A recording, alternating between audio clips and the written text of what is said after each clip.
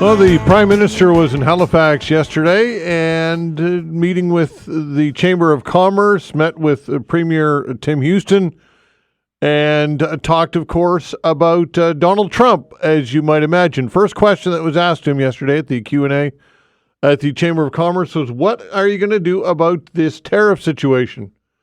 And Trump said, well, dealing with Trump will be a little more challenging than last time. Well, yeah, you don't say, right? You don't say when he's threatening by the stroke of a pen on Inauguration Day to impose a 25% tariff. Yeah, that's a little more of a challenge than last time. The question is Justin Trudeau up for the job of dealing with Donald Trump? That's the question that I'm going to ask you. One of the things that I will ask you to weigh in on. And if not Justin Trudeau, would Pierre Poilievre be any better, and why not? What might Pierre Poilievre bring to the table? That would be different. Some might say that his ideology aligns more with the Republicans and Donald Trump, and there's, I think, some validity to that argument. But I'm not sure that at this point in time, I don't know what could be done in order to quell Donald Trump's concerns. Obviously, security at the border, the what he calls drugs pouring into the United States, illegal immigrants pouring into the United States. Now, of course, he does delineate between Mexico and Canada, saying that he recognizes that it's a much broader challenge at the southern border than it is here from the northern border. But still, the retaliation is equal, and Trump yesterday was pushed on tariffs, and he doubled down.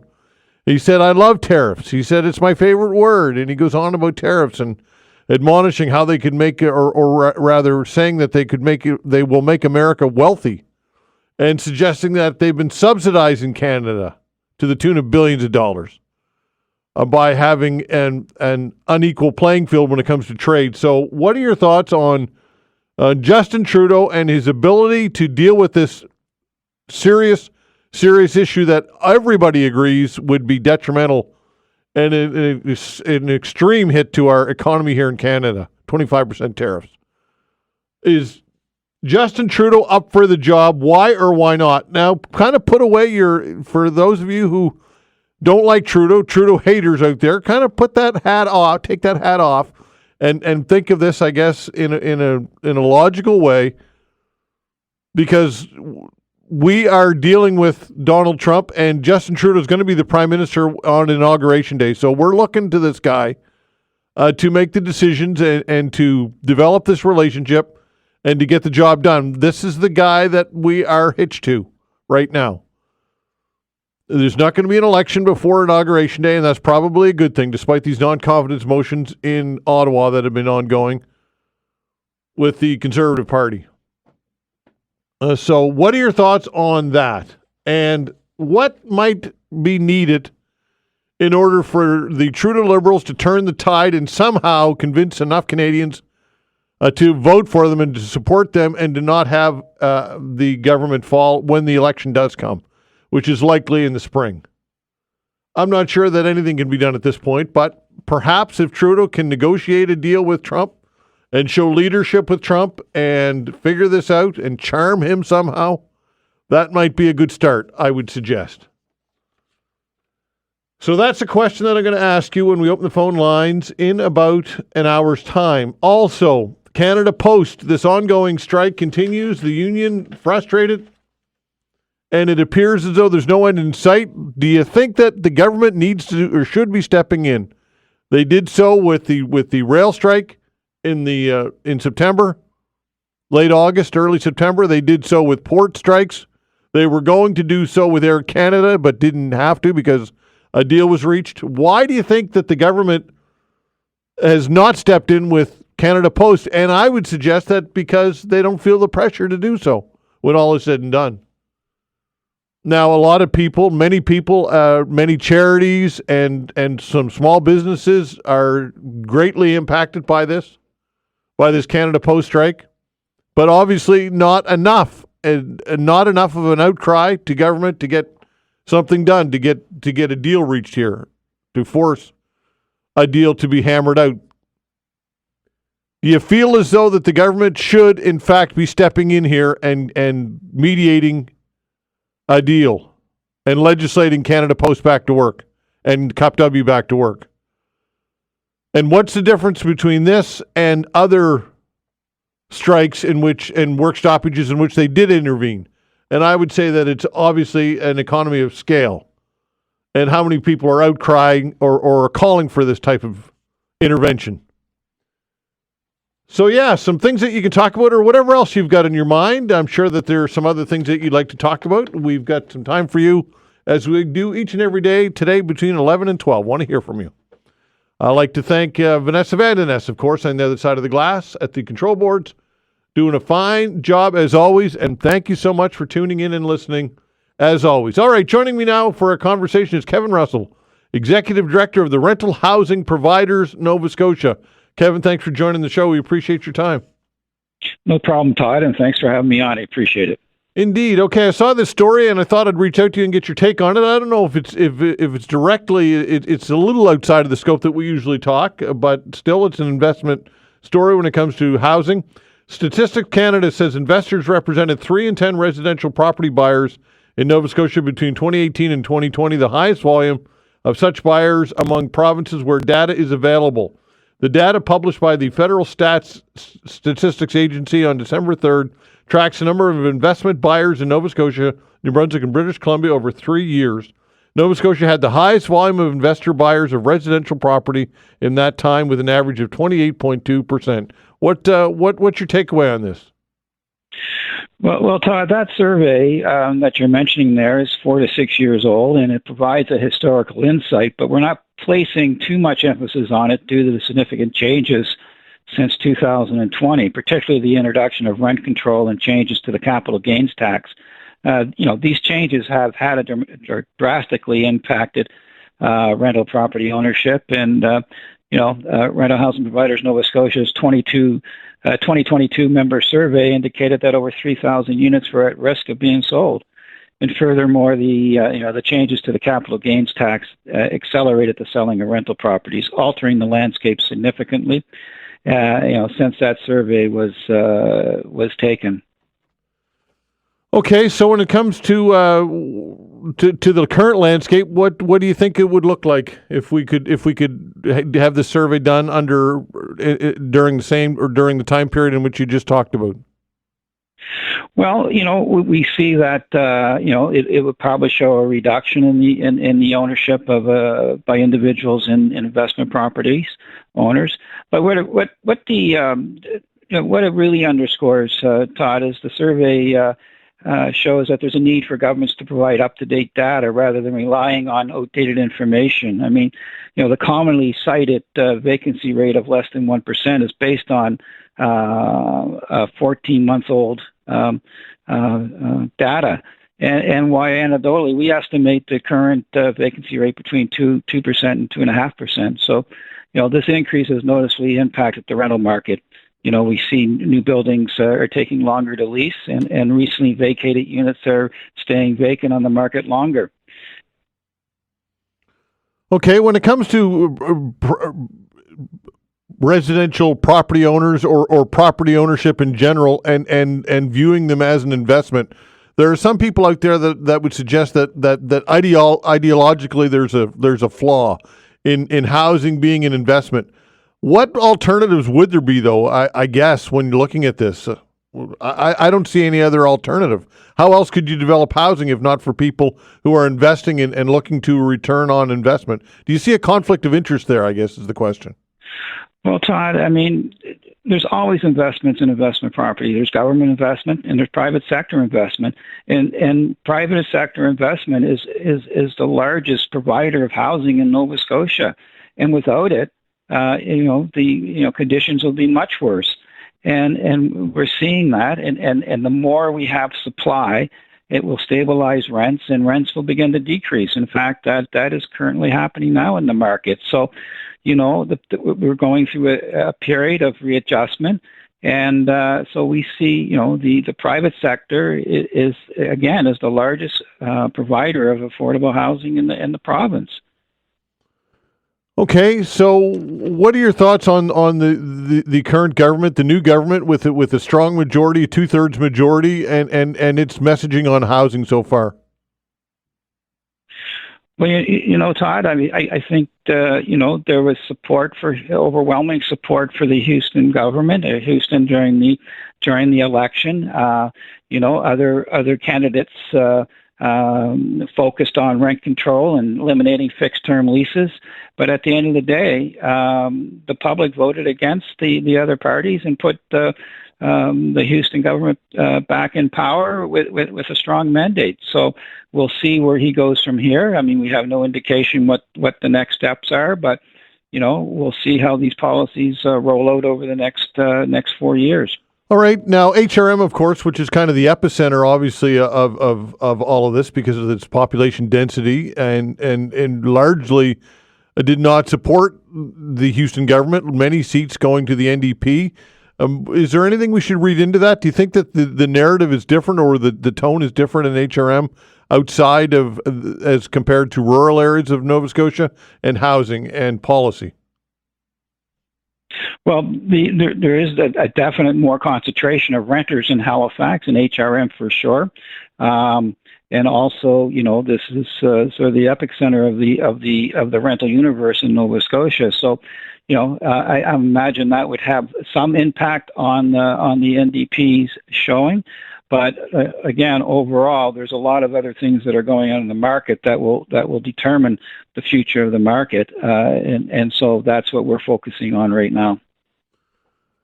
Okay, so you're saying you're focusing on it. To tell us, expand more on that focus and what the plan of attack is, and what the messaging is, and the lobbying might be. What's your strategy here? Well, we're focusing on a number of things. One thing that has us concerned: there's been a dramatic drop in international students and immigrants in general. This is mainly due to the federal government's policy on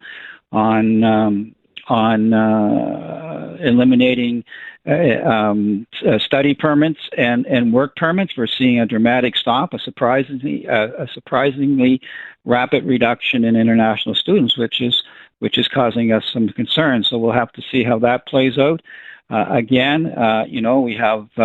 At the end of October of this year, there was, according to CMHC, there was over 2,300 units came to market, and we see that continuing into next year. So we're moving into an interesting dynamics of a rental market that we haven't seen in years, and we'll have to see how that all plays out, and we'll take it one step at a time. Might that be a good thing, though, with housing and rather vacancy rates? Well, we're moving back to a situation where vacancy is rising, and so we see that as we always predicted, at some point supply would come into play. It came into play in a different way because of the changes in immigration policy, but we're going back to the normal ways of operating, and we'll see rent adjustments as needed, as required, to keep the buildings full. And so that's going to be an area of focus. We'll see how this plays out. It's dependent on how fast these newer units get absorbed by renters. Okay, and as far as you mentioned the fixed term lease, it's obviously here to stay. I would dare say this government, I can't imagine doing an about face anytime soon. What do you say to those people who still feel as though a fixed term lease is a way to circumvent the system, a way for rental property owners to evict or to get rid of tenants or to raise rents drastically? What are your thoughts? Well, Todd, we look at this in a different way because fixed term leases are a pathway to housing for people, vulnerable populations that don't meet the renting criteria of having a successful application. It enables rental housing providers to take calculated risks on people they feel that deserve a chance to have housing, and then it houses more people that normally wouldn't be housed. So in our view, they're very positive, and they're very important of the rental ecosystem. Okay, Kevin, listen, I appreciate your time as always. Thanks so much, and we'll do it again. Thanks, Todd. Always a pleasure. Thank you. All right, take care. Kevin Russell, Executive Director of the Rental Housing Providers of Nova Scotia. Something that you might want to talk about when we open the phone lines between 11 and 12. The latest in Syria. We're going to get to the bottom of all of this when we come back. All right, before I chat with Gar Pardy, some breaking news. Zach Churchill is resigning as Nova Scotia's leader after leading his party to a crushing defeat. I don't know if you can lead your party to a crushing defeat, but anyway, was at the helm as a result of a crushing defeat in the November 26th provincial election.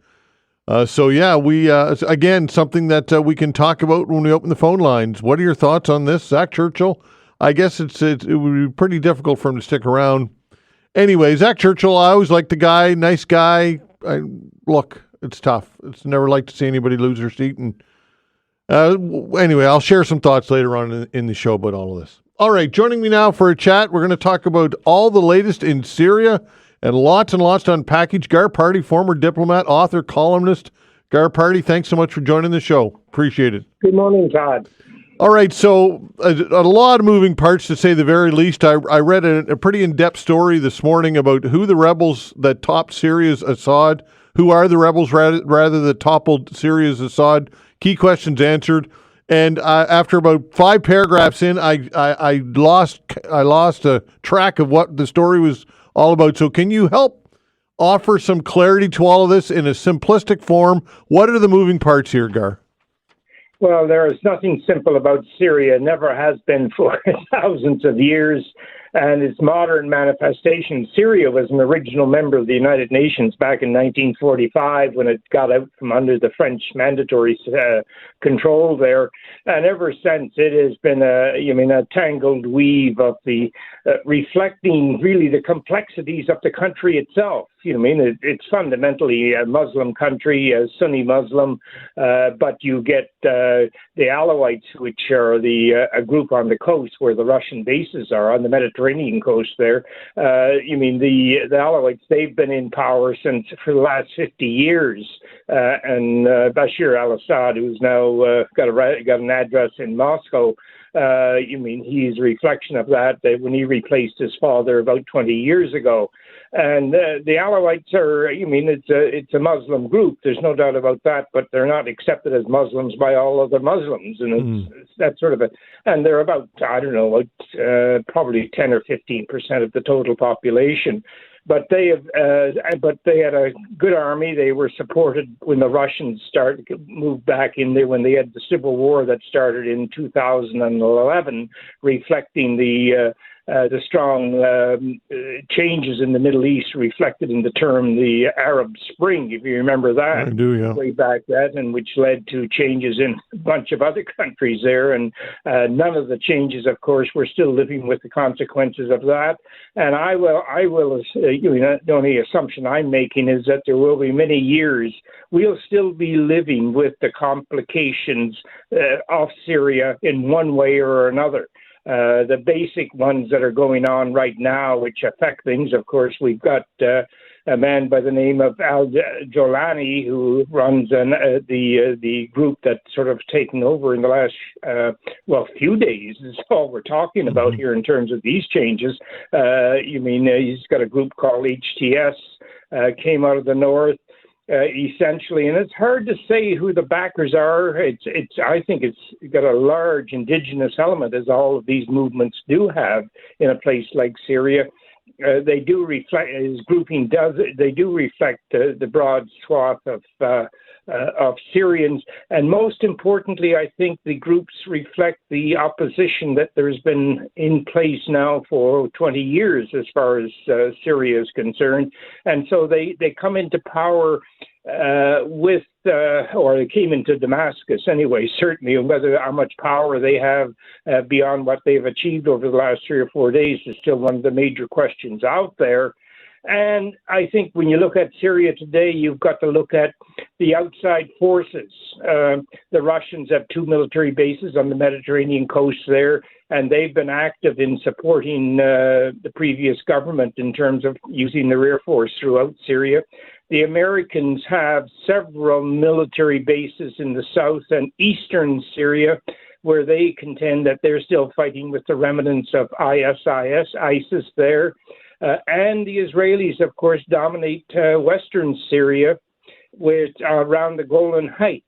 And there, the Israeli Air Force has been bombing throughout Syria over the last few days, ostensibly for what they're saying is to try to destroy the Syrian army infrastructure within the country. And then, there is always Lebanon. There's about 6 million Syrians outside of the country as refugees. The vast majority of them are in either Turkey or in Lebanon. And this is where you see the massive movements of people wanting to go back to Syria. And by the same token, when you take the picture from the Syrian side of the border, there's a large number of Syrians who are associated with the regime of Bashar al-Assad. They want to get out because an awful lot of them are going to pay a price, that's for sure, in terms of what's gone on for the last 30 years. Bashar's government is a pretty nasty government in terms of how it treated other people, and you're seeing pictures from the prisons and things like this. So put it all together, and you've got a very confused situation. A lot of nice noises from Mr. The leader of the HTS, good peaceful noises, and there's not a lot of widespread killing, certainly not so far, which has been associated with other upsets in the Middle East. You look at Libya or Iraq over the last few years, they were destroyed by these changes in government and are still struggling to get back up on their feet. Syria, one, keep your fingers crossed, maybe they might escape that level of violence, but I'm not sure whether that is going to be the case or not. All right, so I guess the fundamental question is this something that should be celebrated or not? Any change in the Middle East that gets rid of one tyrant should be celebrated, or like in any other country for that matter, in terms of the kind of terms we use when we describe these people that run the country using their fists and their feet with boots on. So I don't see any reason. To say this is bad for Syria, because what Syria was before the changes over the last few days was also very bad. And if you look at the demonstrations on the streets, around Syria, where I think they're celebratory, and I think the Syrians themselves recognize that change is in the wind, and I think we should recognize that. I follow the headlines, and the headlines that I saw yesterday, said this is headline St. John's. This is St. John's in Newfoundland. Syrians gather to support the changes to see a Syrian community in St. John's, Newfoundland. This is unusual in the best of things, but there are Syrians all over the world in that sense, in terms of there's millions of people that have left Syria over the years and have still retained, and it's all recent years too, I think, in terms of looking at Syria and these refugees. There's 100,000 Syrians in Canada generally, and they all are so recent in terms of their departure from Syria. They're taking a very deep interest in terms of what is going on in that country, their former country, in the same way that Palestinians in Canada and Palestinians throughout the Western world are taking an interest in terms of what goes on in Gaza or what goes on in the West Bank or what goes on in Israel. Right. So the leader of HTS, as you mentioned, there's some optimism here. He seems to be striking a more moderate tone. Do you think that will be something that people can bank on, or do you feel as though that might be just optics or messaging in the here and now, and perhaps might not be sustainable, or something that people can count on in that region? Well, I think he certainly noises that, and the statements that he has made have been very positive in terms of Syrian politics. But he's the captain of a ship that one wonders how solid that ship is, and the factions that are represented in this HTS group that sort of, in a matter of 5 days, marched from Aleppo in the north and took over Damascus in the further down 1,000 miles away almost. You mean that the speed with which they achieved, I think, is a reflection of how weak the government was there, the Bashar al-Assad government. Mm-hmm. Their success was enormous over a very short period of time, but there are a lot of people as factions, and as within any sort of struggle, there is going to be a lot of factions there are going to want what do they get out of what they were what do they get out of their contribution to what is happening today in Syria, and they'll want some part of that. How solid this alliance of groupings are, we don't know. And I haven't even mentioned Turkey. Turkey has got a border with northeastern Syria. There's a semi-independent grouping of people reflecting the Kurds, who are about 10% of the population of Syria. And the Turks, of course, got a major insurgency still going on in Turkey, centered around the Kurds who live in central Turkey, and they look at Kurds living in other parts of the Middle East as enemies, and they're going to play a role in terms of what goes on in Syria as well, because they see their national security being affected by what happens with the Kurds in Syria. Gar, appreciate your time. Thanks for your insight as always. We'll do it again. Well, I think we'll be talking about this one for a long time, Todd. All right. Take care, pal. Bye-bye. All right. Gar Pardy, former diplomat, author, and columnist. Traffic tensions, Halifax Transit patrons and drivers frustrated by delays. We'll talk about this with the Amalgamated Transit Union's local 508 president when we come back. Thanks.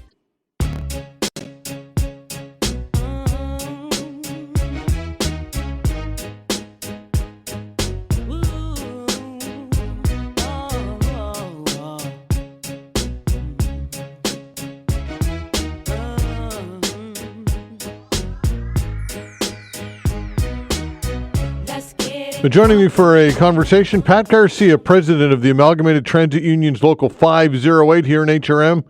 Pat, thanks for joining the show. We appreciate your time. Not a problem at all, Todd. All right, so I saw a story recently on the CTV website, and it's the headline, Traffic Tensions, Halifax Transit Patrons and Drivers Frustrated by Delays. And look, I'm sure that you hear this regularly. It's probably one of the number one complaints and delays, and nobody likes this, and I'm sure that your drivers are caught in the middle of this as well, right? They absolutely are. When traffic runs late, buses are certainly running late. We're caught in the same traffic. There's very little bus lanes in this city. And so when it's taking a vehicle, an hour to get to Dartmouth from Sackville, it's going to take a bus that same amount of time, if not longer. Yeah, indeed. And there's no real easy fix here. Obviously, if there was, then it would be implemented, right? That's the challenge with all of this. It's there's no easy fix to any of this. There's small minor fixes that certainly could be done. There's certain main corridors in the city, Spring Garden Road and North Street come to mind, that if there was no left turns off of both those streets, that certainly would help some traffic congestion. And definitely adding some priority lights for buses could certainly help. All right. So has that been floated to who would make the decision, I guess, when all is said to make those changes? Could those arbitrarily decisions be made by the municipality, or who would have the authority to make those changes? Well, we've brought changes like this before to transit through a committee that we call the Service Review Committee, mm-hmm. and we make suggestions such as these, and then they bring them to HRM Traffic, and Traffic either approves or denies Transit's request. All right. So, but again, when it comes to bus lanes and the construction of bus lanes, and not only can you can have bus lanes going down Roby or wherever it might be, main arteries, but you have to have connecting routes as well that are at play. And not only, but not everybody agrees with bus lanes. They're controversial in that you need to expropriate land, and there are, again, not everybody's on board with this. So our construction of bus lanes and the development of the bus lane network, is that something that will continue to expand going forward? What are your thoughts?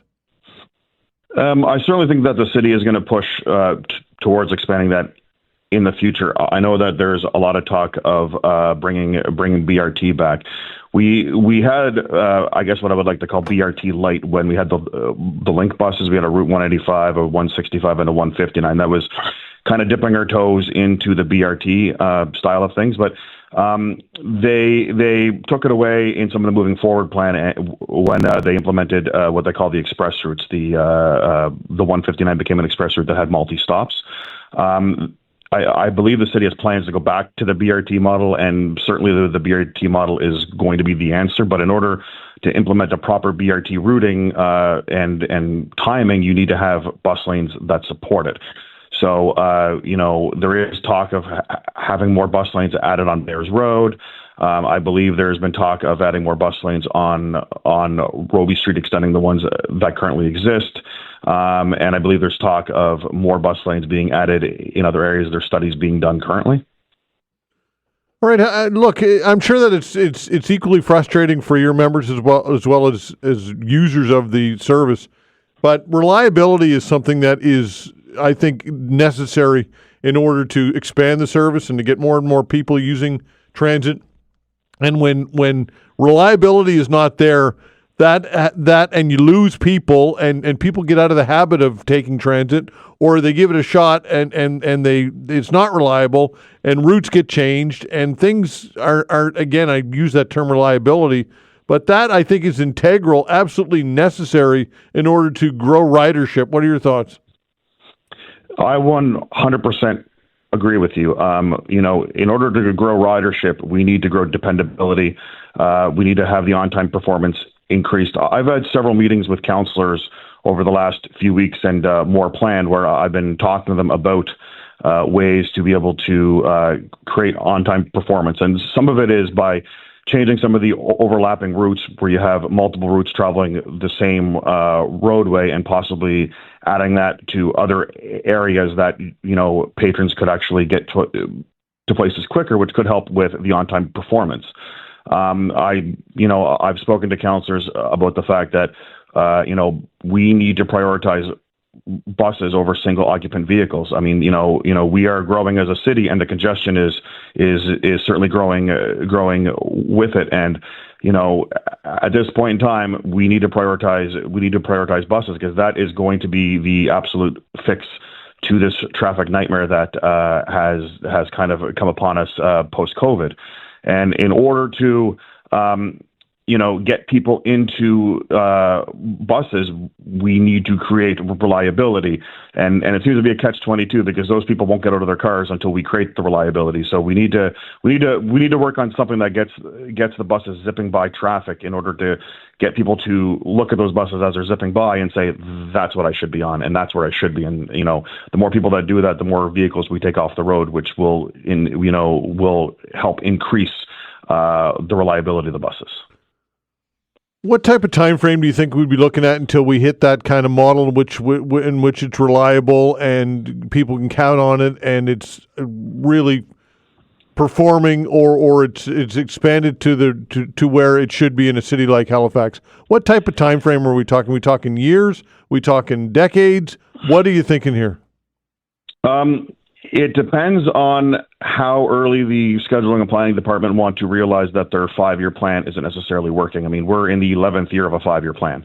I mean, COVID certainly slowed it down, but they're throwing Band-Aids out now to kind of fix the network in certain places where they didn't realize population growth was going to happen. So if scheduling and planning continues to work on their 5 or 10-year plan that we're 11 to 15 years into some parts of that now, then it could take decades for us to actually increase it. If they're willing to listen to some of the councillors, some of the meetings that I've had, some of the ideas that they have, and some of the ideas that I brought forward, if they're willing to listen to some of that, then certainly we could be a few years away from actually creating a more reliable transit service. It just really depends on what scheduling and planning is willing to listen to. Yeah, that's kind of cold comfort for those people who rely on it, though, who have no choice, who don't have a vehicle, who need to get to work on time or whatever it might be.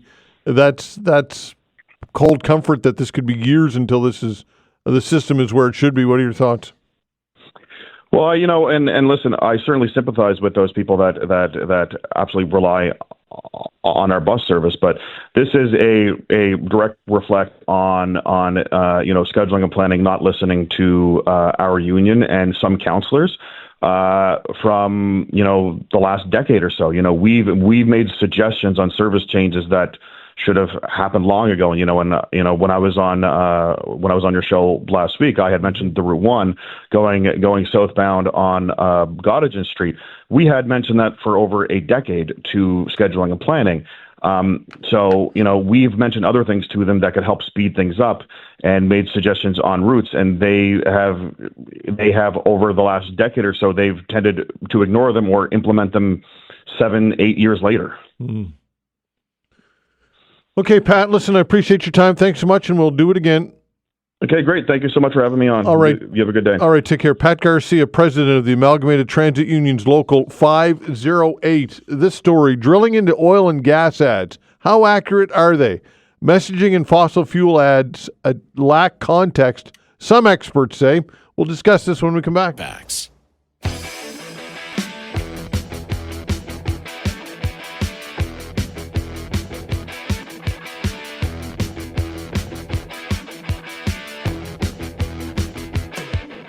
All right, I saw this story recently on the CBC website. I'll read a bit of it. It says, you may have noticed a lot of oil and gas advertising recently, mainly driven by the government of Alberta and Synovus Energy. In October, Alberta launched its $7 million Scrap the Cap campaign to 5 provinces opposing the federal government's emission cap on oil and gas. Synovus ads stressing the need for a strong oil and gas industry have also popped up over the last few weeks on television, radio, and billboards in various cities in the country. Joining me to talk about all of this is Ken Jull, adjunct law professor at the University of Toronto. Ken, thanks for joining the show. We appreciate your time. Oh, thank you for having me on. And what's the weather like in Halifax right now? Well, it's not too bad. We just had a little bit of snow overnight, but just a dusting, and it's going to warm up. So we have not had, winter has not arrived for the most part as of yet here. We're quite fortunate that you're not as lucky from what I've heard. Up north, that's right. That's right. Okay, all right. So let's talk about this. What are your thoughts, I guess, on advertising and the effectiveness of this type of ad campaign in general? Okay, so firstly, you have to look at how this is framed. Okay, the government of Alberta, in this case, are saying in effect, there's no way that we could reach this emissions cap without cutting production, right? And so the analogy that I would draw, and the people on the other side from groups such as the Pembina Institute say, no, there are ways in which you could reduce the emissions without necessarily reducing production. So those are a lot of words. Let me give you an analogy. This is New Year's resolution time. In a short period of time, I'd like to cut down my alcohol consumption. So think about this. On the one level, one way I could do that is reduce my production. In effect, reduce the number of bottles that I consume, right? So if you look at it that way, the only way I can reduce my consumption is to have a production cap, in effect, to reduce the bottles that I buy. Mm-hmm. But what about another innovative option? There now are bottles out there with half the alcohol, which I happen to be buying wine bottles with half the alcohol. Now, if I do that, I can reduce my alcohol consumption, but actually production will go up or stay the same because I can have 2 drinks for every one, and it's the same amount. And so part of this is how do you frame this? Is it from a production possibility? Is it possible to meet these caps? Okay, what's the answer then? Well, I'm not an oil and gas expert, so all I can say is that there are clearly arguments on both sides. There are certain groups who are saying there's just no way we can meet these emission caps without a production cap. And then there are others who are saying with carbon technology, carbon capture technology, we can. And I think one of the interesting things from an advertising perspective, that this is what one of the areas that I look at is, this claim is made by government and that the production, it's in effect the emissions cap's production cap. And I'd like to draw an analogy here. There's a difference between the private sector and the government sector. Mm-hmm. So let me give you an example. In the private sector, if you say our cell phones are the best and there are fewer dropped calls with our cell phone. Now, if you say that, mm-hmm. and this is the Chatter case in Rogers, you have to prove that you have empirical testing that shows that, in fact, your cell phone is, in fact, better. Governments, on the other hand, and particularly in elections, they can come out and say, our candidate is the best candidate.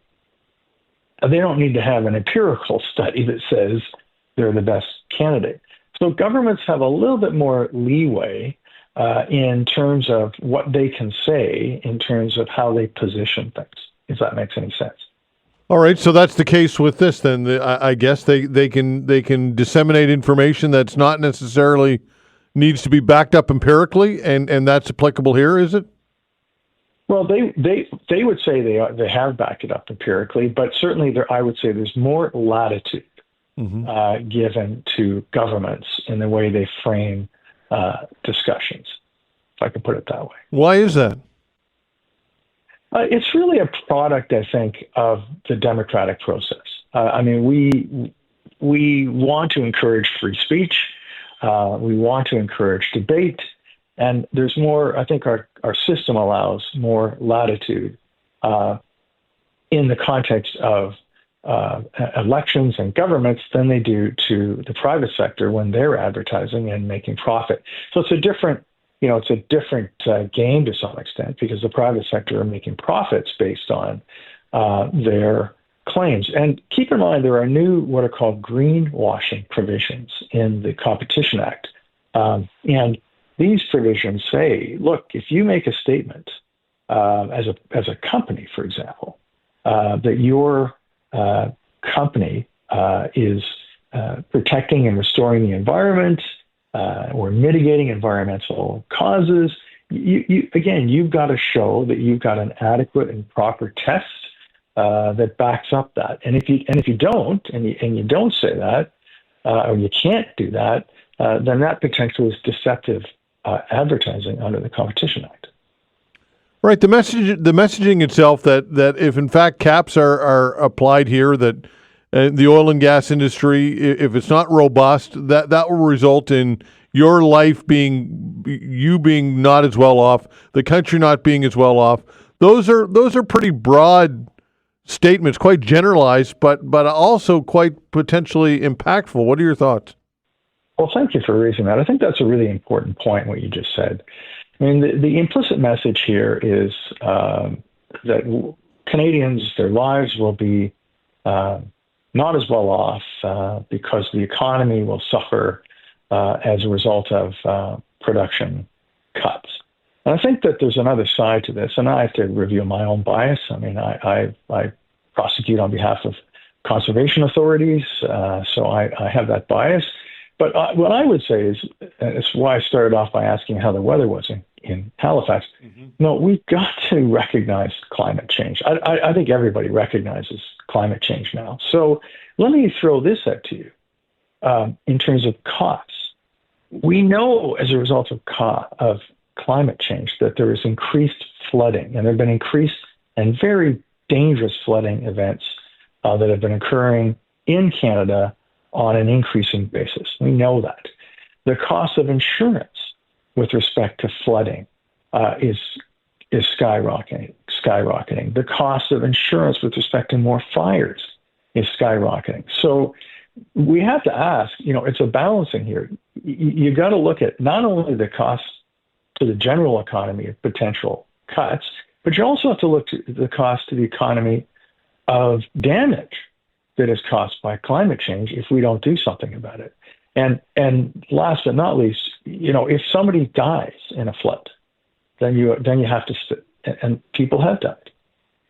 You have to step back and say, well, all right, how do we put a price on a human life? Mm-hmm. Right. So I think that, we have to be sophisticated, if I could say that. That's what I would tell my students. Don't make generalized statements.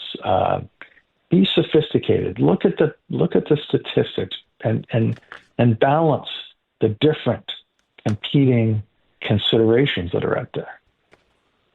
But again, if you're the government and you're the and you're the and your industry, and you can get away with these broad statements not backed up empirically because of, as you mentioned, because it's being disseminated by government, if for whatever reason the rules are different, then I think it's suffice to say that that's going to be the continued messaging. Why not, right?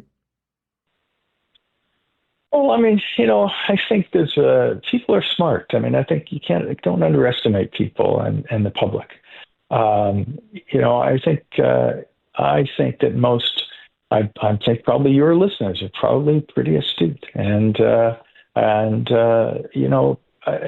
think people at some point start taking statements from government with a grain of salt, and they ultimately will pay in the ballot box. I mean, if they're saying things that turn out not to be true, then ultimately that will come back.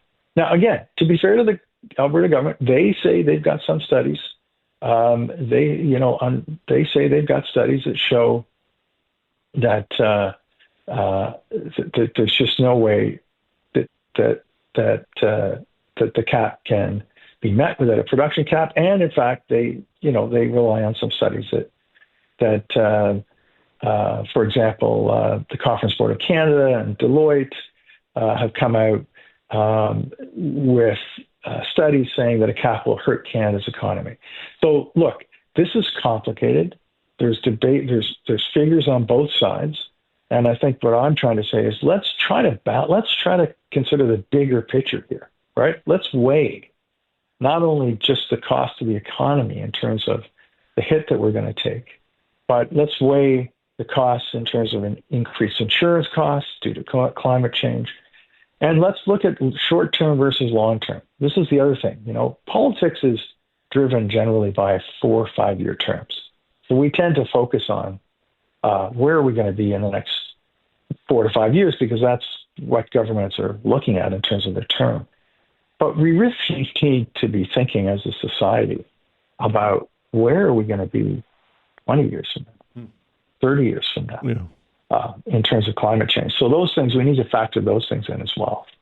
Okay, Ken, good chat. Appreciate your time. Thank you so much. All right. Thank you. Thanks for having me on. All right, take care. Ken Jull, adjunct law professor at the University of Toronto.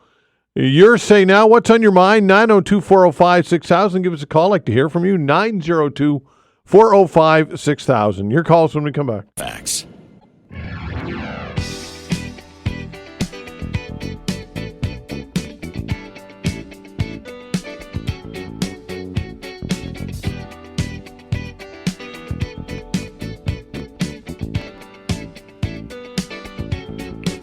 All right, taking your calls. The way to reach us, 902-405-6000. What would you like to get into today? Again, 902-405-6000. Well, this was not the end to his political career, at least for now anyway, that Zach Churchill was hoping for. But look, it's the when you lose your seat and you're decimated to a couple of seats in the province as a party, then this is the result, obviously.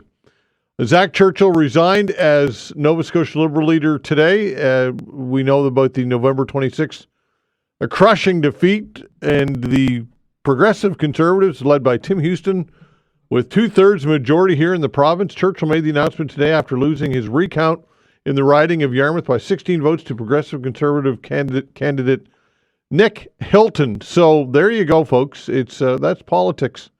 It's a tough go sometimes, obviously.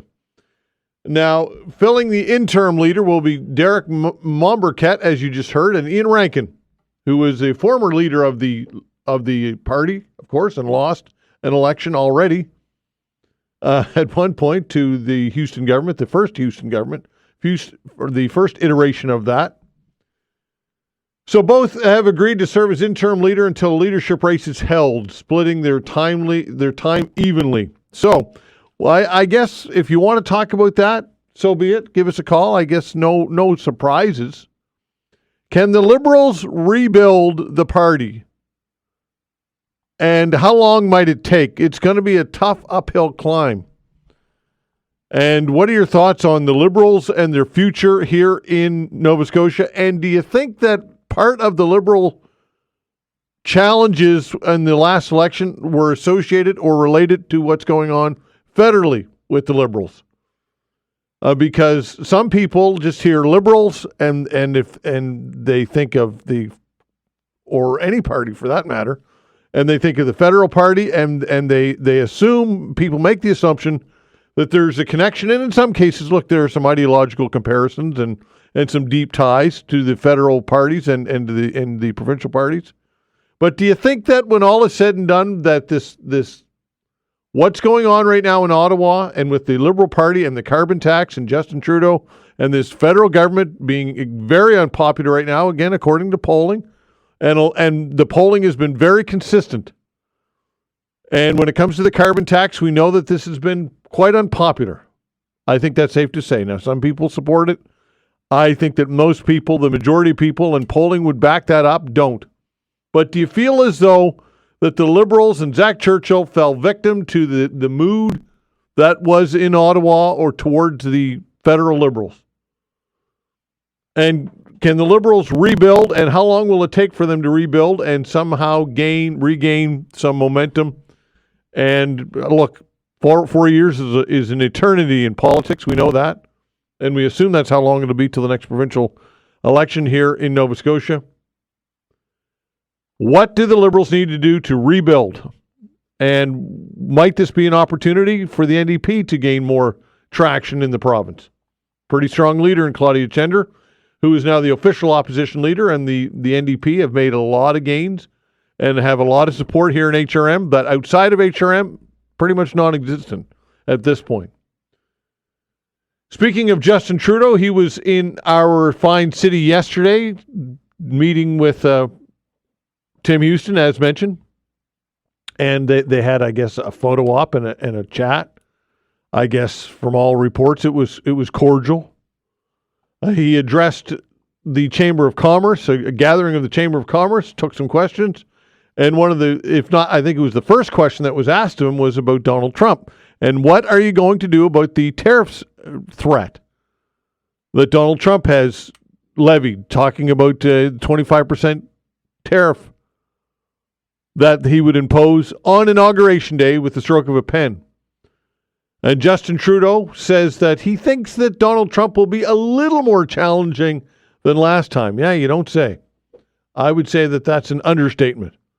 Do you have confidence that Prime Minister Justin Trudeau has what it takes to deal with Donald Trump and to quell the concerns and to reverse this, what appears to be predisposition for tariffs on behalf of Donald Trump? He talks quite romantically about tariffs, Donald Trump does. Says he loves the word tariff. Thinks that they will bring America great wealth. So based on all of that, what are your thoughts on what Justin Trudeau can do or should be doing? Because if in fact they do impose these 25% tariffs, and again, with Trump, you just don't know, right? We know the art of the deal. Come out strong, come out swinging, aim for the fences, shoot for the stars. And if you fall short of that, well, that's, again, part of the art of the deal, right? So I think the hope is that Trump is bluffing. But I don't know that we can bank on that. So do you think that Justin Trudeau has what it takes, as he's talking about, to get this situation resolved with Donald Trump and tariffs? Because it's integral that he does. Absolutely critical for the economy. And do you think that Pierre Poilievre would do a better job or would be better positioned if dealing with Trump? So all of that stuff or anything else that you want to get into, 902-405-6000. That's the way to reach us. Again, 902-405-6000. Canada Post, what is going on with this whole situation? Why do you feel as though that the government is not getting involved? in the way that it has jumped into other work stoppages, including recently the rail stoppage, which didn't last very long. The government jumped right in on that one and legislated them back to work and imposing arbitration, and as well as ports, and would have done so with Air Canada. But when it comes to this strike and this work stoppage, so far it doesn't appear as though they have any appetite to get involved. Do you think that they should? And why do you think they're not? And are you impacted by the Canada Post strike? Perhaps you've got a small business. Perhaps you run a charity. Perhaps you want to send a letter to Santa. Who knows? What do you think about the Canada Post strike, and should the government get involved? 902-405-6000. So that, and of course, Syria or anything else you want to get into, 902-405-6000. Stephen, hello. Oh, I think that the strikers just hurting themselves because they saying that I don't get no mail no more. It's all done by over the internet. And I think it's just hurting them, I think. Okay, thank you. 902-405-6000. Len, hello. Oh, good morning there, Todd. Hello. Glad to have you back. Thank you, sir. I just want to make 2 or 3 quick comments, and then I'll leave you go with somebody else. The crisis in Syria, I think you were right yesterday when you talked about that this crisis is not over, because the worst terrorists that we ever had, I think, in the world were that group called ISIS, and they live in Syria, and they're ready to take over again, and when they start their terrorism again, then we're going to be right back where we started again in Syria. And when it comes to the Liberals in Nova Scotia, it'll be at least 8 years before they can ever recover, because when you look at their party, they have nobody there that can be a leader. Nobody. And so unless they find somebody that's extremely, that has good politician that knows a lot, then they're in deep trouble. And as far as Trudeau goes, I can't wait till he gets out of office. And that's my story for today. Okay, Len, appreciate the call. Yeah, when it comes to Syria, look, I talked to Gar Pardy earlier in the show, and the group the rebel group and its leader are a terrorist organization as deemed by the United States government, but are talking a different tone when it comes to being more moderate, saying that they will respect other groups, including Christian groups. We shall see. I don't know that Syria and stability are two words that go together. I don't know that the end result will be any more stability. But look, people who have lived under the al-Assad regime, who are now here in Canada, and they are, and Syrian people right now in that country are applauding this, saying that it's a good step forward. Because we know what you got with Bashar al-Assad and that totalitarian regime. But I don't know that. Look, it's instability in that area. It's massive, and again, you got to think who's now taking control and taking power. This is a group that was formerly associated with Al Qaeda, and I don't know that this moderate tone will be here to stay. But it appears as though for the people who live there and people who have relatives and family there, that this is a good move. They're applauding this. They're happy about it. So that says something. 902-405-6000. Tim, hello. Morning, Todd. How are you? Well, you? Very good. Listen, you sound good. Welcome back, and continue achieving your health. So that's great to hear. So, anyways, in regards to the Mr. Trudeau and the other two leaders, I don't know if Canada's ever had three weaker leaders as we currently have now, and that's certainly not a compliment on any of them or their parties. At the end of the day, it's unfortunate. I've had the opportunity to meet two of them, well, three of them actually, and I met Mr. Polyev over at Charlottetown during the Gold Cup and Saucer, and to be perfectly honest, I was embarrassed by his answers, but it was more for a video op than anything else. But At the end of the day, if we don't find leadership in Canada, I'm not sure as it relates to dealing with Mr. Trump what this country is going to look like in 4 years. And respectfully, I hope I'm wrong.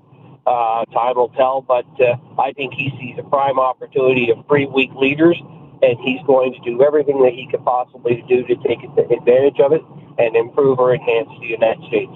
Do you think that he means business when it comes to this 25% tariff? Well, let me say this. Until I hear he's bluffing or he reduces the tariffs, then you have to believe, take him at his word.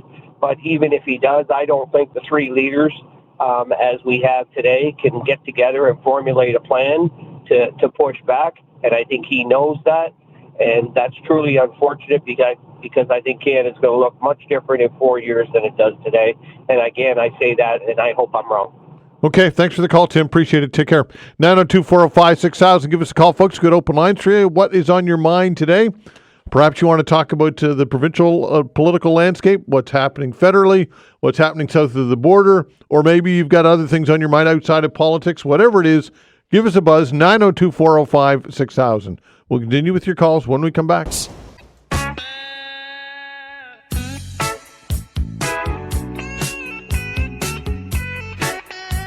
All right, continuing with your calls, 902-405-6000. Again, 902-405-6000. In case you have not heard, some breaking news. Zach Churchill is stepped down as leader of the Liberal Party. This on the heels of this recount in which did not go his way in his riding. He's lost his seat. And Derek Monbriquet, Ian Rankin will be the interim leaders. Can the Liberal Party in Nova Scotia rebuild? What will it take to rebuild? And do you think that this last election, this crushing defeat, was a harbinger of things to come for the federal Liberals? Do you think that kind of Liberal sentiment of what's going on in Ottawa did that spill over into the Liberal fortunes here in Nova Scotia? And also asking you the question when it comes to Justin Trudeau, do you think he has what it takes to deal with Donald Trump? He was in Halifax yesterday, addressed the Halifax Chamber of Commerce, met with the Premier, Tim Houston, and says that when dealing with Trump, it'll be a little more challenging than last time. And yeah, you don't say. Before even taking office, Trump has made a lot of waves and motivated Trudeau to take a visit to Mar-a-Lago in Florida recently to talk about tariffs. So do you feel as though that Justin Trudeau has what it takes to tame Donald Trump and reverse this potentially devastating tariff threat? 902-405-6000. Give us a call. I'd like to hear from you. You can talk about that or anything else you've got in your mind, including Canada Post. Of course, I asked the question, why do you think the government has not intervened with Canada Post in this work stoppage? And do you feel as though you've been impacted, or have you been impacted? And if so, how so by the Canada Post work stoppage? Anything else you'd like to get into as well? 902-405-6000. David, hello. Hi. Hi there. Hi. Just a quick comment on the tariffs from the U.S. There seems to be a lot of discussion about this relative to focusing on Donald Trump, and rightly so in the context that he's the guy that's saying he's going to do it. But the issue is that he has a problem with immigration and illegal drugs crossing from Canada into the U.S. So it seems to me, rather than that the government is trying to deflect away from a problem which they have and put it on Mr. Trump, when in fact it's very simple. The Canadian government should stop illegal immigration and should stop the flow of illegal drugs into the U.S. No, but I understand. I understand that certainly. I'm sure that there's work to be done there. But do you feel as though it's fair to lump us into the same category as Mexico? That's irrelevant. That's another way of deflecting from the issue that we have. It doesn't matter whether they say we're like Mexico or not. That's irrelevant. If we're not, then it's an easier fix for Canada. So fix the problem that the Americans say that we have, and Mr. Trump says that he will not impose the tariffs. So again, that's another way of deflecting from Canada doing the job that needs to be done and not have these tariffs. David, I'm not sure. I'm not sure that it is irrelevant. I think it is relevant because the sanction is the same, right? The punishment is the same, a 25% tariff for what's happening in the southern border, and we know, I think, pretty empirically proven that we're nowhere near what's going on. Sure, there are issues with with the border. There would be with any border. You're always going to have leakage. You're always going to have some challenges. But I think that empirically, the federal government can prove and demonstrate that this flow of drugs and people, immigrants, or whatever it might be, is not anywhere near what it is south of the border. I think that that's part of the argument, is it not? Not at all. I totally disagree. Again, I'll just say that regardless of what's happening in Mexico, we don't have to fix Mexico. We have to fix Canada. So what's fixed then, David? What do you suggest we do? I mean, if the numbers don't warrant it, I mean, what's the solution then? What do you think should happen between now and January 20th? I think that Mr. Trudeau should fix the border immediately. That the biggest priority that our Prime Minister has is to stop these tariffs from happening. And Mr. Trump has said clearly, forget about Mexico. It really is irrelevant. Think about it. We're not going to fix Mexico. All we have to do is fix Canada. So Mr. Trudeau should do what Mr. Trump wants, and that is to stop illegal immigration and to stop drug flow. Forget about Mexico, but that's all we got to do. So he should do that, and he could eliminate a lot of the stress and the concern that Canadians have and Canadian businesses have. Well, I mean, they've signaled that they're going to work on it because they've said that they're going to put more resources, more drones, more human resources, more money into just what you're saying. What else short of that can be done, David? Well, I don't know. I'm not an expert in that area, but it doesn't matter what you say you're going to do, just do it. Well, he's doing. They're doing it. That's what I'm saying. Dominic LeBlanc, the public safety minister, has taken action recently, putting resources and investing into more border agents, more drones, more surveillance, and they're taking measures to do so. What else can you do besides that? Well, I'm not saying they could do more or less. My point is that, okay, if what Mr. Obama and what Mr. Trudeau are doing, if that solves the problem, good. But if it doesn't, we still have the problem. So I don't know, Todd. I'm not in that position of power to do what needs to be done, and nor are you. So they're saying they're doing things, but it's going to be up to the Americans to say that, okay, well, you have stopped illegal drugs and illegal immigration. So if what they're saying they're doing is going to do that, fine, then problem solved, correct? But if it doesn't, and if Mr. Trump comes back and says that you haven't done enough, then we're back to square one. So I don't know. Maybe this is enough what they're going to do. Hopefully it is, because then problem solved. It's well, it could be, David. It could be also that we're dealing with somebody who's not reasonable here. That's possible too. Well, again, I think personally, I think that's deflecting. Like, we don't have any choice. This man has a lot of power there. So if he wants, I think it's a pretty reasonable request to say that I don't want drugs coming into my country from Canada, and I don't want illegal immigrants coming. That makes a lot of sense to me, and he has a right to say that. We don't have a right to say that because he's, by deflecting and saying that Trump is illogical. Well, you're saying everything's deflecting. Everything's deflecting, right? It's part of the conversation. Who are you dealing with here? Are you dealing with somebody who's reasonable, who you can negotiate with, right? You have to start from a position of being reasonable at the very least. And if ideologically Trump's digging his heels in because he feels that that's going to play politically, then that's not a spot of being reasonable, is it? Well, that's irrelevant. The point is that he said it's his country. The United States of America is not our country. We're a neighbor. So if our neighbor says that, and they have facts to back it up, that there are illegal drugs and immigration coming into our country, and we want you to stop it, that's it. And everything else is, so we should stop it. We should ensure that. All right. Thanks for the call. 902-405-6000. That's the way to reach us. Give us a buzz. What's on your mind? We'll continue with your calls when we come back.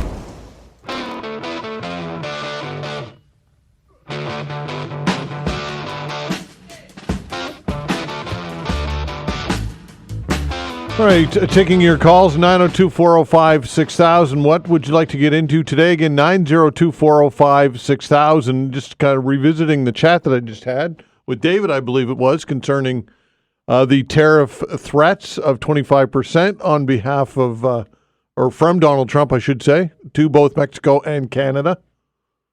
And his message was basically that Canada needs to do what Trump is asking. And I guess, ostensibly, that's where we're at. When all is said and done, I suppose, I don't know if it's deflecting to consider the fact that, or the possibility that what Trump is suggesting is not reasonable. And the fact that we are that we are lumped in with the likes of the Mexican border, the southern border, where we know empirically proven that there are much more challenges when it comes to the flow of drugs and illegal migrants into that country from the southern border. Now, how much is it how much of an issue is it in the northern border? Well, I guess we don't know for sure, right? And could there be work? Is there work that could be done? I think that's safe to say.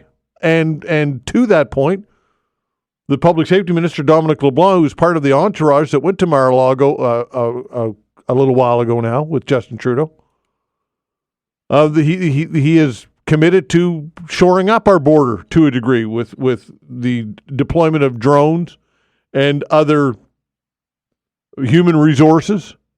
And even cadets, RCMP cadets, and hiring more agents. So, look, I suppose what Trump has done has been effective in that it has gotten action that we otherwise would not have happened. We would not have realized. And perhaps that is the intended goal. I don't know. But the question remains is Justin Trudeau up for the job of negotiating and dealing with Donald Trump when it comes to this important issue and others? Because it falls on Justin Trudeau and his government to deal with this. If not, we have a serious problem on our hands. Because we know that a 25% tariff, everybody agrees, economists, academia, everybody business owners across the board all say that this cannot happen. So he has us over a barrel, for lack of a better expression, at this point. And I think it's safe to say that Trump is not perhaps reasonable in all matters, and that he's driven by ideology and driven by protectionism and these types of policies. Is it reasonable what he's asking? And if so, or if not, how do you respond to that? How do you respond to somebody who's not going to be reasonable? I don't know. I don't have these answers. I'm just a guy with an opinion, or sometimes not. But Justin Trudeau quipped yesterday that, it'll be a little more of a challenge to deal with Trump. But we're putting our faith in this guy to figure it out, whether that be he charms him or I don't know what he needs to do to prove that these tariffs shouldn't be imposed, but something's got to give. 902-405-6000. Back to the phones. David, hello. Hello, how are you? Well, you? Good. Todd, have you ever used the bus services in Dartmouth or Halifax?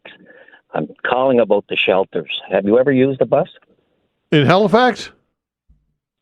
Or Dartmouth, yeah. No, I've never. I'm going to be totally honest with you. I've never used a bus in this city. Well, I'm going to give you a big surprise. I was on Mumford Road, and I counted 9 shelters within 5 blocks, half a kilometer. In Dartmouth, on the number 10, which is the main bus, 15 blocks, 3 kilometers. Guess how many shelters? How many? 0. Yeah. I've walked them both of them.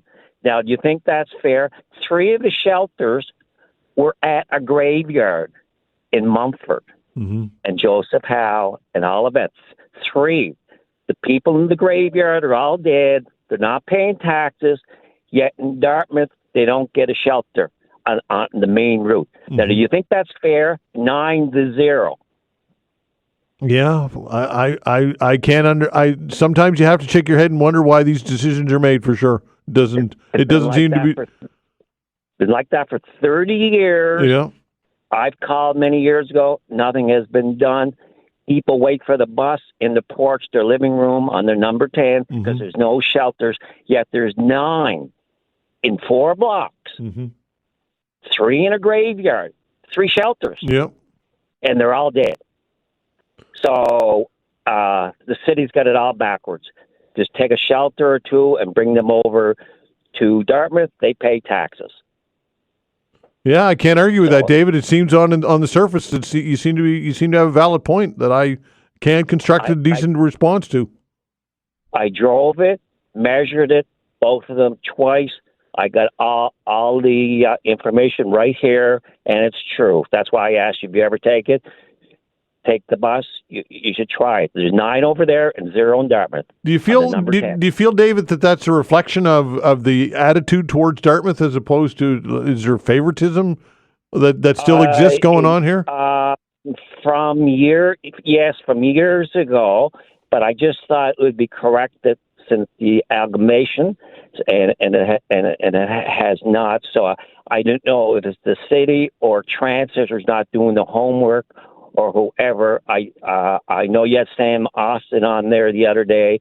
You had the head of Transit on here today. I would have liked to have spoken to both of them, especially when you had Sam Austin on, because he's the one who's the counselor over here in Dartmouth. So I'm hoping he's listening, and maybe they can do something about it. But I called years ago when he was not a counselor, but nothing was done. Okay, fair enough. Sounds like you got a valid argument there, David. Thanks for the call, pal. Okay, you're welcome. Bye. All right, take care. 902-405-6000. Tony, hello. Hello, Todd. I got some answers for you. Okay. One, Trudeau is a minnow swimming with a shark. So that answers your question. Does he have any chance? Yeah. No. Number two,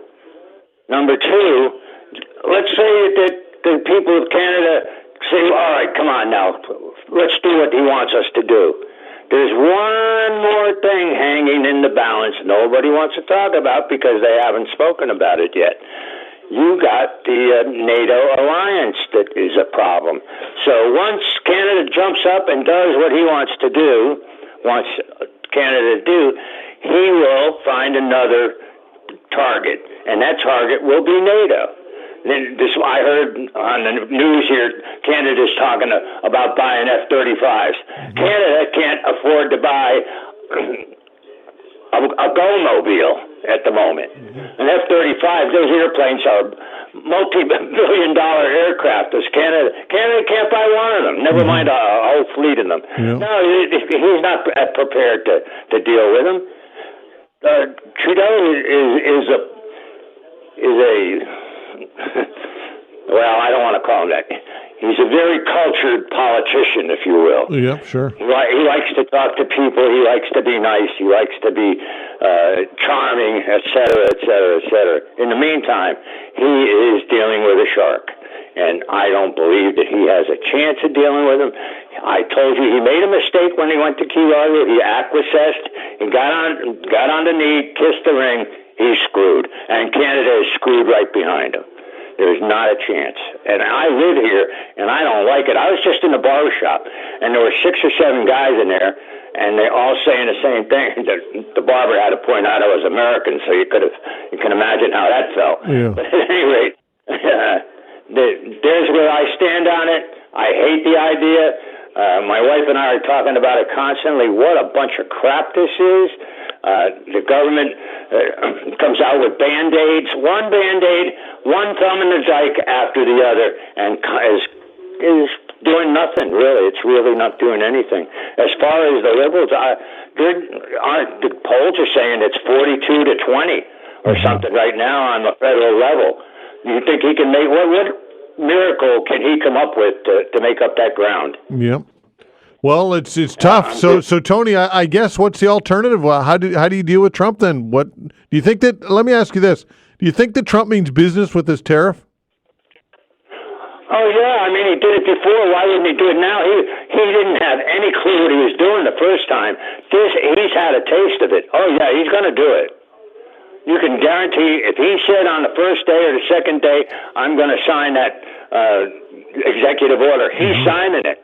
People got to start listening to that guy, because when he starts talking and he repeats something that he's going to do, he has done it about 80% of the time. I believe I read 82% of the time he has followed through on his threat or his promise to do it, just like pardoning the January 6th. You watch, he's going to pardon them all, all of them, because he said it over and over and over again. And he's dangerous. I keep telling people he's dangerous. I don't want to talk about him, but as far as Canada goes, I'm hoping I'm wrong. Believe me when I tell you I'm hoping I'm wrong. I live here. I live here now 30 years, and I'm not going anywhere.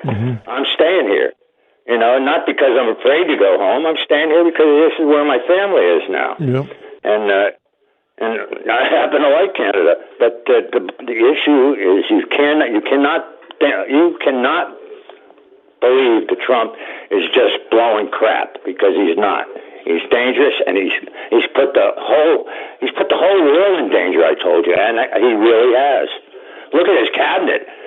All he's got is thieves and sex abusers.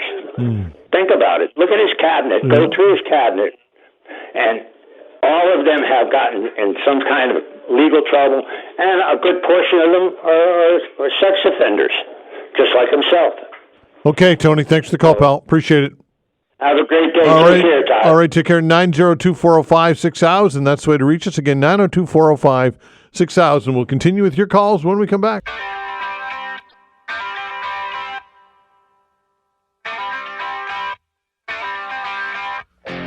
All right, taking your calls, 902-405-6000. Again, 902-405-6000. Quick email from Tom, and then back to the phones. Tom says, for David to say that Canada should simply do what Trump tells Canada to do is crazy. If Trump was making a logical argument, fine, but Trump is not making a logical argument or request. There you go, 902-405-6000. So, again, I think it's pretty evident that this is a very difficult situation to deal with. Is Justin Trudeau up for the task? Apollo wants to talk about the Canada Post strike. Hello, Apollo. Hey, Todd, how are you? Well, you? Very good, thanks. I just want to talk about the postal office. I don't hear too many people calling for that. It's pretty sad these guys don't resolving that situation. It's people who need the mail. A small business need to move the package. They cannot send anything. It's people need checks. People sick need medication. I just saw a lady that has cancer. They rely on postal office to have medication delivered. They cannot get it. It's people up north. The people live in the north. The only way to get stuff up there is by mail. And nobody seems like the government doesn't move. Why Trudeau doesn't put these guys back to work? I mean, you're making $30 an hour plus all the benefits. There's a lot of people want to do that job. Believe me, a lot of people want to do that job when you have a crisis everywhere, and in the top of everything, these guys go and strike around this time. That's wrong. That's very wrong. Well, obviously, it's a calculated move. They don't feel as though enough people are upset like you are, Paulo. And I guess case in point is that we open the phone lines every day and we don't get a whole lot of calls from people like you, and not to discount what you're saying at all, but we don't get a lot of people who are upset. As I can hear in your voice, you are, and I think you make some good points. But where's the labor minister? Where's the minister for that in Ottawa? Where's he stands? Nowhere.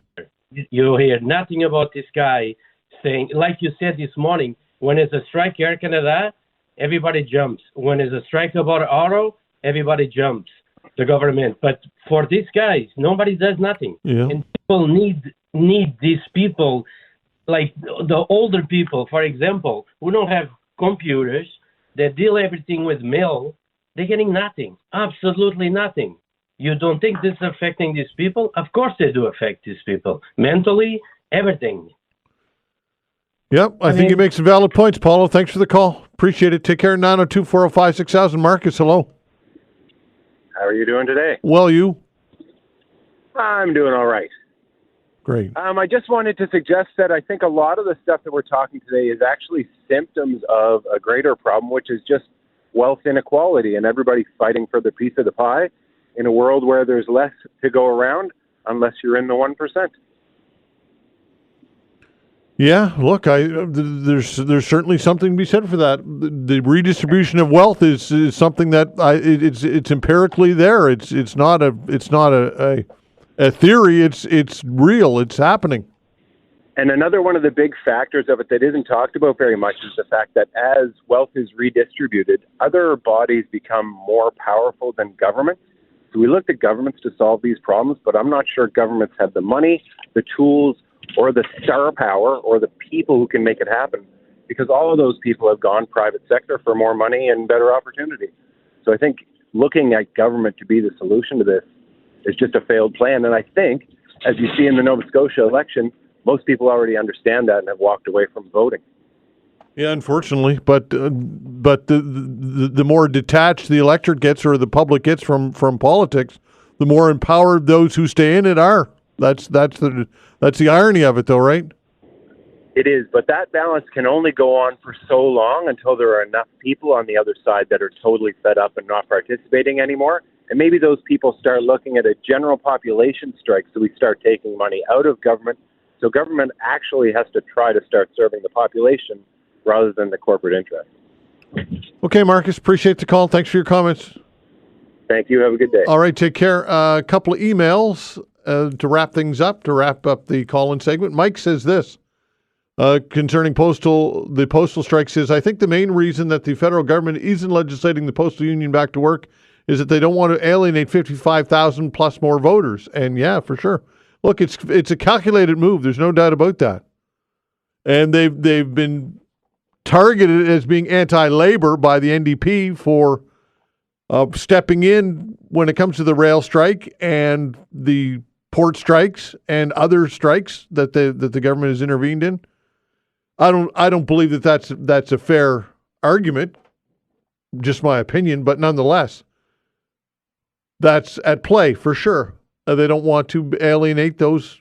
I'm assuming he means Cup W members. Probably something to be said for that. Don says this, regarding drugs crossing borders, perhaps more drugs are entering Canada from the U.S. and vice versa. So are politicians telling Trump to tighten up his border? Also, I would be embarrassed to act like your caller Dave suggested. Trump should be treated in the same manner as he treats others. That comes from Don. Unfortunately, we are at the light end of the seesaw when it comes to the United States and trade. And there's only so much leverage we have. And unfortunately, you have to pander to a certain degree. I shouldn't say you have to, but it appears as though trying to charm Donald Trump. I don't know what the answers are. I don't know how you deal with this. How do you deal with somebody who's asking for something based on unreasonable request? Somebody you can't reason with. How do you deal with that? I don't know, but Justin Trudeau better figure it out, because as of January 20th, if these tariffs are imposed, and there's certainly a real shot of that means it's going to mean some real serious pain for our economy here in this country. I don't think that many of us understand how far-reaching that pain will be. All right, a programming note. Over the next half hour, I'll be chatting with Rob Thacker and the Science Files. Rob's only available for a half an hour today, so we're going to have Rob on the phone because he's got some important things to take care of after that. So he'll be joining us on the phone. We'll be taking your calls as per usual with the Science Files. And then from 12:30 to 1, we will be talking to our pharmacist, Pam Kennedy, pharmacy owner, and taking your calls relating to all things drugs and prescriptions and pharmacy related. So a couple of things coming up in the next hour. The Science Files when we come back. Thanks.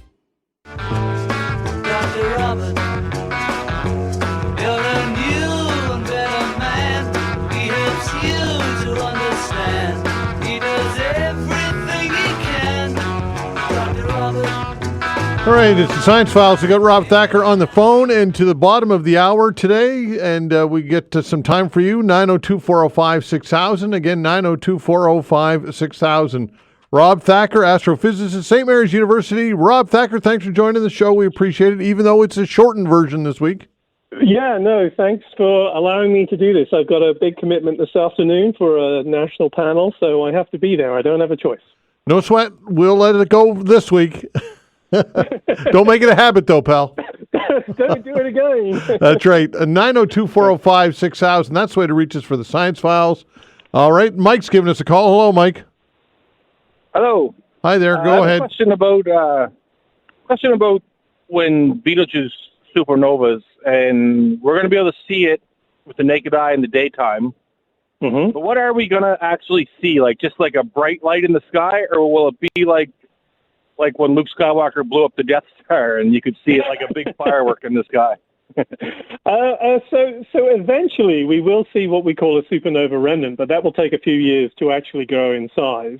So initially, it's going to look a bit like a bright star. A bit like Venus is probably a good analogy. It will be close to that, maybe a little bit brighter than Venus, right? So initially, yes, you're going to see something that looks like a bright star. Then over a period of time, all of the ejecta from the explosion will spread out into space. So a few years later, it will be through, you'll probably have to use a near-infrared telescope or something like that, but it will look eventually amazing through a telescope. I mean, that's, of course, assuming that it does happen in a time when there are still telescopes on the planet.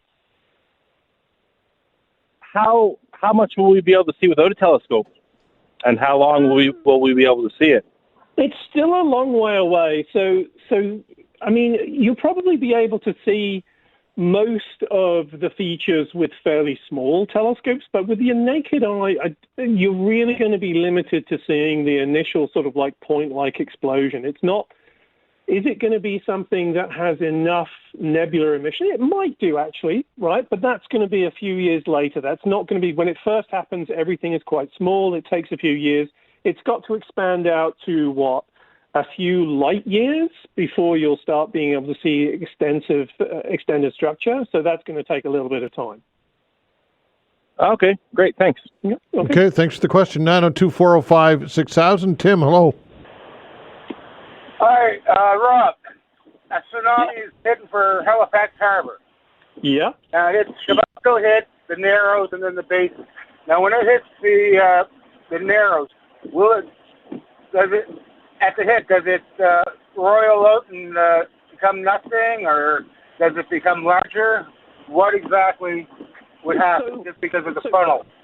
Sure. So I think the reality is when you have a situation with a tsunami that's going down like a funnel, as you called it, you'll have the edges of the funnel itself will serve as a reflection point for part of it.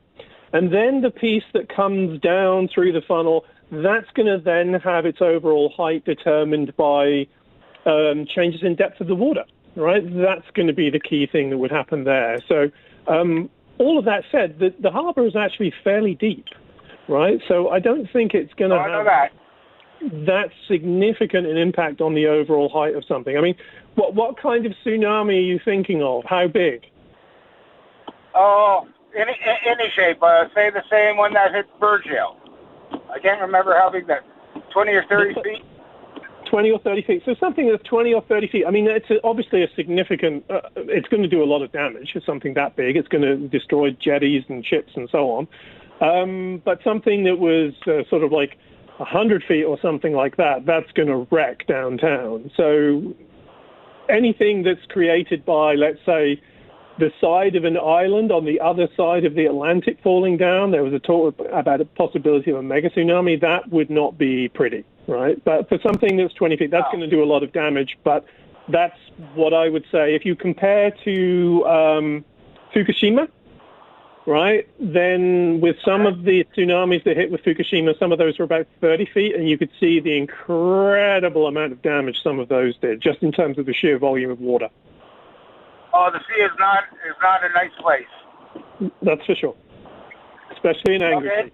Yeah. Okay, thanks for the call, Tim. Take care, 902-405-6000. The Science File. Stephen, hello. Oh, hello, and how is everyone today? We're well, you? Great, thanks. Excellent. Good to hear. I just had a question on this, and Dr. Rob may or may not be in your bailiwick, but the Fundy tidal power generation, I would say, failed experiments over the years. They sit on the bottom of the ocean, but they keep getting broken. And I know there's a ton of tide going through there, but why are these companies or these people continuing to invest and to try to do something there when everything keeps getting destroyed? and why? So the answer to that is just because there's so much energy there, right? And if you could tap it in a way that was reasonable, then there's just a huge amount of energy there. And that's kind of tantalizing for people, right? Because it's just there every day. It's completely reliable. It's about as renewable as you can get. And so being able to tap that energy would be an awesome thing to be able to do. But as you've noticed or noted, there's stuff going on the bottom in terms of things literally being thrown along with the current that will just damage things that are basically moored to the bottom. And that's a problem. And we've seen it with multiple, like the Open Hydro. Wow. I mean, that was basically busted up, right? So yeah, it's a problem. I suspect if anyone comes up with a solution, it's probably going to be things that are moored and basically using the surface flow. That looks more likely to me at this point. Oh, so top of versus bottom up. Yeah, exactly. I mean, it really does look like there's just too much stuff rolling along on the bottom. I mean, I've heard some people say it's rocks. I've heard some people say it's basically big balls of ice that are just being pushed along. I mean, I have a struggle to believe that it's that stratified, that the things would still be around there in the summer. But nonetheless, there's clearly things going along that are causing damage. Oh, okay. Well, that kind of sums it up, because I've seen a lot of people waste a lot of money on stuff that isn't doing. Yeah, no, it's just so tantalizing because there is so much energy in that flow. Oh, it's complete, and as you say, it's as reliable as clockwork. Yeah, absolutely. Awesome. Thank you so much. Have a wonderful day. No problem. Okay, Stephen, thanks for the call. 902-405-6000. That's the way to reach us for the Science Files. Give us a buzz if you'd like to chat with Rob Thacker. We got Rob to the bottom of the hour today. As mentioned, a programming note over the from 12:30 to 1, we will be chatting with our pharmacist and taking calls, all things pharmacy related. 902-405-6000. It is pretty amazing, though, Rob, when it comes to the Mother Nature and the energy that exists. Just massive. If we can just learn to harness this energy, right?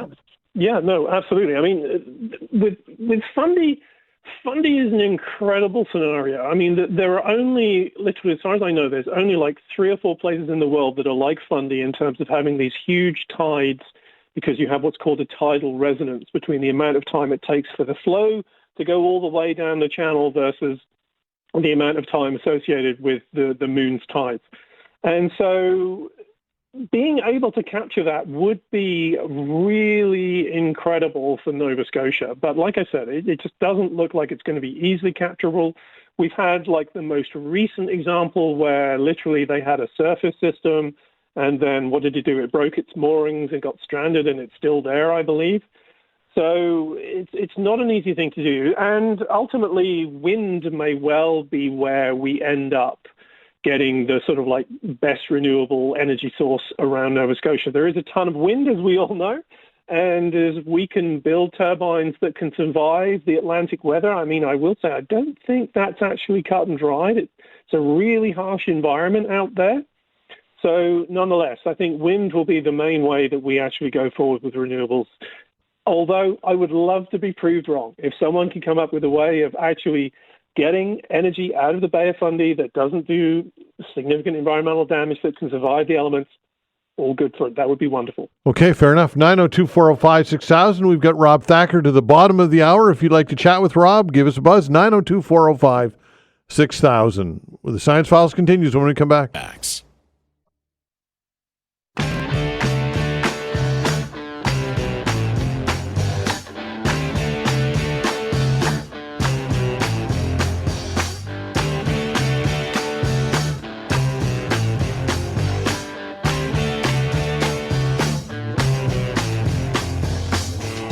All right, it's the Science Files to the bottom of the hour with Rob Thacker, 902-405-6000. Again, 902-405-6000. Tom, hello. Yeah, good morning. I'm just wondering, we keep talking about the sea level rising and the ice melting. And my question is, with all the stuff that comes down the rivers, all this sediment coming down all the rivers in the world, does that affect the level of the sea? Interesting question. I think that impacts primarily river deltas more than anything, would be my guess, right? Because when you look at the actual amount of fresh outflowing water in terms of the silt there, a lot of it does get deposited just before it kind of goes out into the ocean. So I don't think there's going to really be any significant difference from that in the big scheme of things. And as you're probably aware, it's not really sort of like Antarctic melting. It's the melting of glaciers and ice sheets that are anchored on top of regular Earth. It's the key thing here, especially Antarctica, right? All of the glaciers, especially in Western Antarctica, that are anchored on top of the Antarctic Peninsula are really the key things that produce a significant change. I guess my thought was, if you took, to simplify it, if you took a bowl of water and started adding sediment to the water, sooner or later the bowl would overflow, I would think. I'm just thinking the sediment goes to the bottom and keeps pushing up, and this is over millions and millions and millions of years. Yeah, so my take on that got to is affect the height somewhere. Sure. But it's not the same volume compared to the volume of water in glaciers. That's the point I would make, right? So, for example, you'll pull along the bottom of the glacier as it goes along, which will be a little bit of material, but it's not going to compare to the potentially like hundreds of meters of the water column that's in the glacier. That's much bigger. Okay. I follow you, but I still think that there's an awful lot of difference. It's going to take a long time for the ice to melt, and it's had taken millions and millions of years for the sediment to build up on the bottom of the ocean too. Somewhere it's got to go somewhere, I guess. Sure. I mean, anyway, thanks for your time. Yeah, is an issue. I agree. I mean, ironically, I come from a part of the UK where literally changes in farming have destroyed rivers, right? Because they just silted up. Right? So I agree, that is a real possibility. But in terms of gain of the overall amount of volume, I don't know. Maybe there's a glaciologist who's done this calculation somewhere. Thanks very much. Okay, take care. 902-405-6000 if you'd like to chat with Rob Thacker. Get some open lines for you. 902-405-6000. NASA's Artemis program, Rob, taking a step back here. Tell us more about this. Yeah, I mean, this, to be honest, doesn't come as a big surprise to anyone. I mean, we've already had one delay of Artemis, so another one is not a big surprise to anyone. It's now, instead of September 2025, which felt very close, to be honest, for this first mission flying around the moon, and that's going to have Canadian Jeremy Hansen. That's now April 2026. The mission to land on the moon, now that's pushed out to mid-2027, right? And there's a lot of things that have to go right for that date to be hit. In particular, people may remember that Elon Musk's SpaceX is providing the lander for that. So literally, they've got to launch that, refuel it, get it up to the moon, and rendezvous with the astronauts up there. So that's going to be quite the mission. If it flies, when it flies. So this is not a big surprise. The main issue is on the return of the Orion capsule, they found that the heat shield just got a bit too hot using their new re-entry method. It's called a skip re-entry, so they're going to have to slightly change things because of that. And that's really part of the delay, is my understanding, but there's a few other things as well they want to get right too. Yeah, for sure. How has the technology changed? How much has the technology changed when it comes to the last lunar visits and landings as opposed to this one?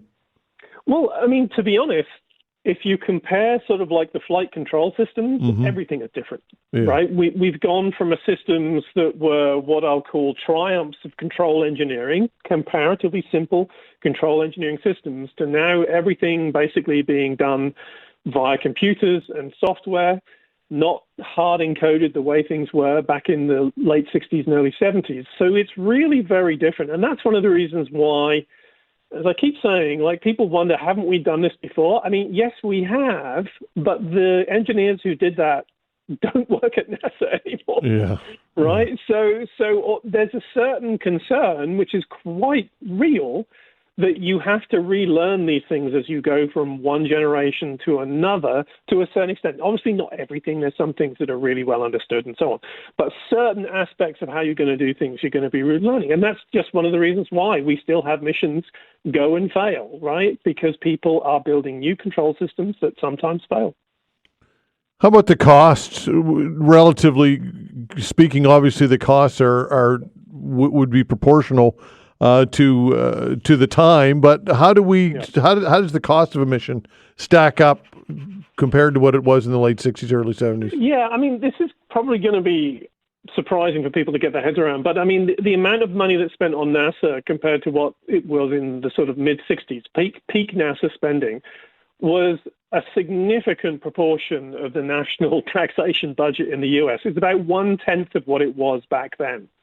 Right. And so nowadays, really, this is going to the moon on a fraction of the Apollo budget, comparatively speaking. I mean, no one's going to be surprised by that, of course, because we have been there. And all of the key engineering that was done back then to understand engine design and so on, we are still using a lot of that, to be honest. Right. Particularly reaction engines, so on, the company that build the engines that NASA uses now. So there is a lot of the technology that's flowing through, but it's much cheaper now than it was back then. It's literally, NASA's budget is 1/10 of peak NASA. Yeah, so that's a motivator as to justify doing it, I suppose, right? Well, I mean, smaller, faster, cheaper is the motto. Yeah. Right? And so if you, I mean, where this is, I'll say this as an astronomer, where we see the real difference is you look at the amazing missions, like the Voyager missions, the Pioneer missions that we flew in the 1970s. Those were actually really quite expensive. And we're not really able to do those kind of really grand missions out into the solar system anymore. Everything we do now is a lot smaller, a lot cheaper, and perhaps more limited in the technology it carries. And so that's something we're losing, I think. We're not doing those really big scientific missions that once upon a time NASA was really out there and just leading the way on. Rob, always appreciate it. Thanks so much, and we'll do it next week. We'll see you back here in studio. Absolutely. Thanks, everyone, for the great questions. All right, take care. That's Rob Thacker. That's the Science Files. Again, Rob Thacker has a commitment at the top of the hour, so therefore we had a shortened edition of the Science Files. However, that gives us an opportunity to have our Ask the Pharmacist segment. And so Pam Kennedy is a pharmacist, pharmacy owner in Bridgewater, owns the Bridgewater Guardian, owns and operates that facility. And if you've got a question in relation to prescriptions, medications, scope of practice, all things pharmacy related, give us a call now at 902-405-6000. Again, over the next half hour, we're going to chat with Pam Kennedy and take your calls in connection with, obviously, medications, prescriptions, etc. Ask the Pharmacist when we come back. Thanks.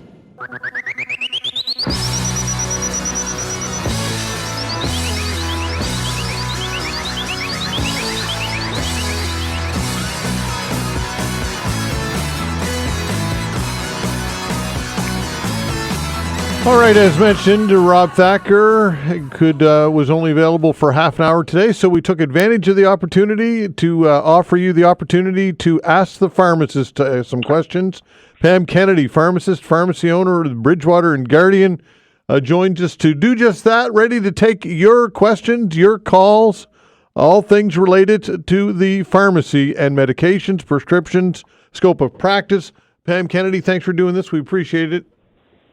Hi, Todd. Thank you so much. Happy to be back. Indeed. 902-405-6000. That's the way to reach us. Again, 902-405-6000.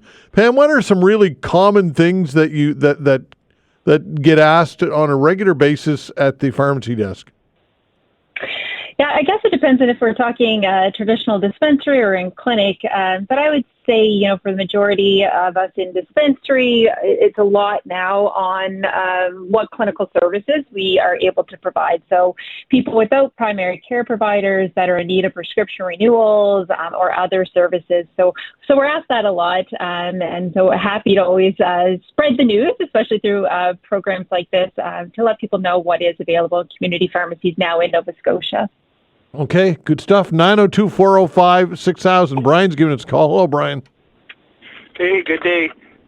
Thank you for taking my call. Sure.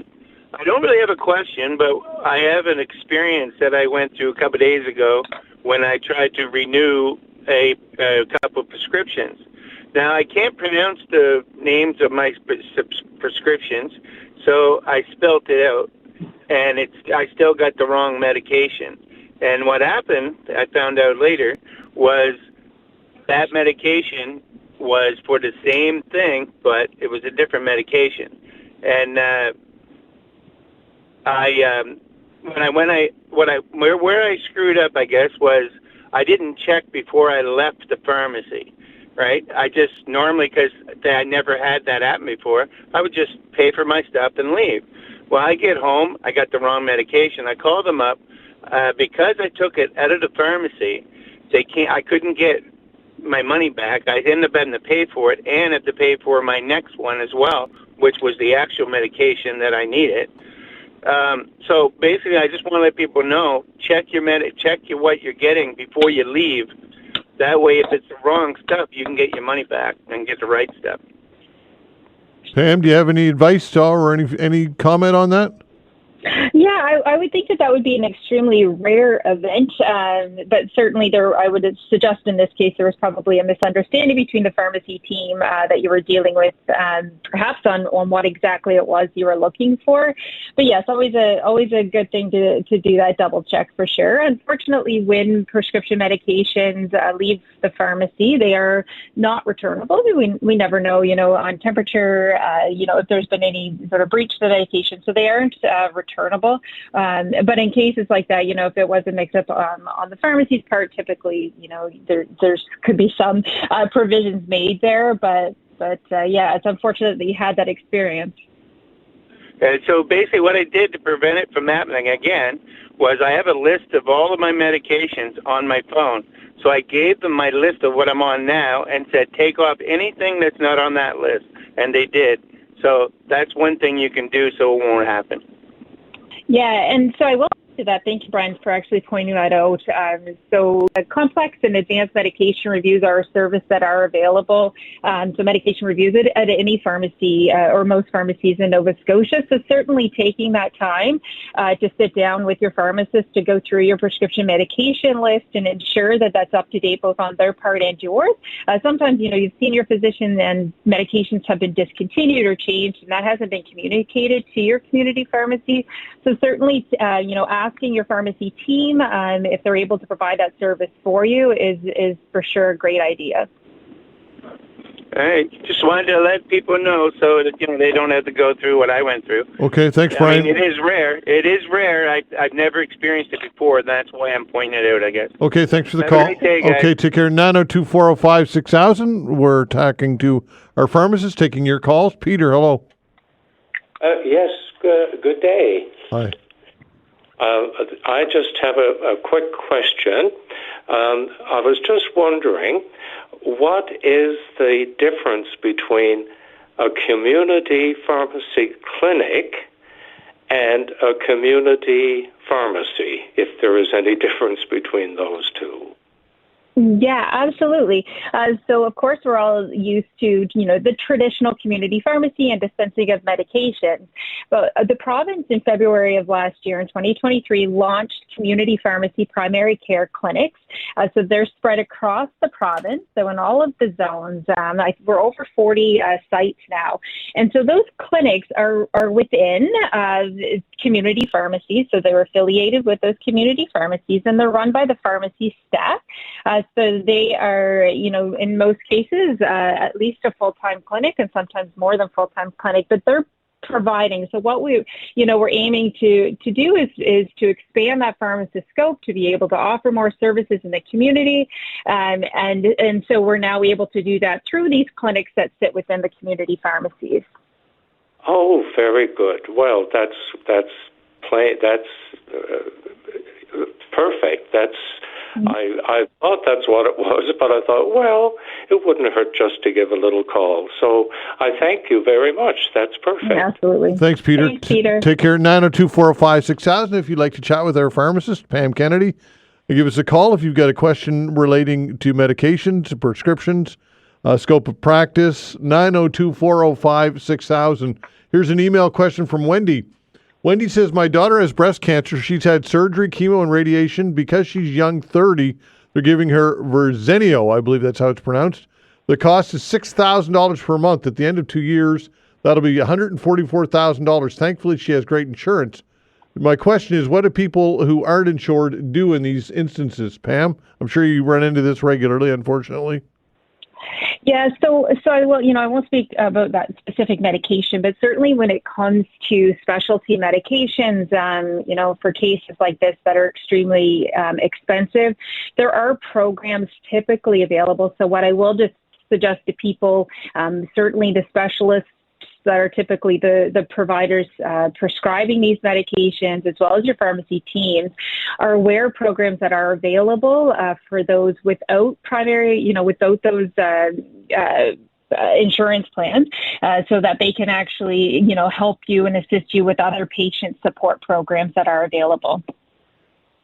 Okay, 902-405-6000. That's the way to reach us. If you'd like to chat with Pam Kennedy, give us a call, 902-405-6000.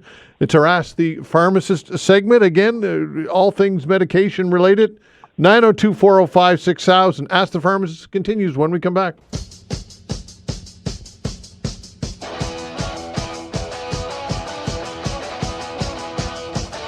All right, we're talking to Pam Kennedy, pharmacist, and our Ask the Pharmacist segment. If you've got a question for Pam, give us a call at 902-405-6000. Again, 902-405-6000. Stephen, hello. Hi, Stephen. Go ahead. How's it going? Okay, I had a stroke there a few years back, and while working, I had a seizure, right?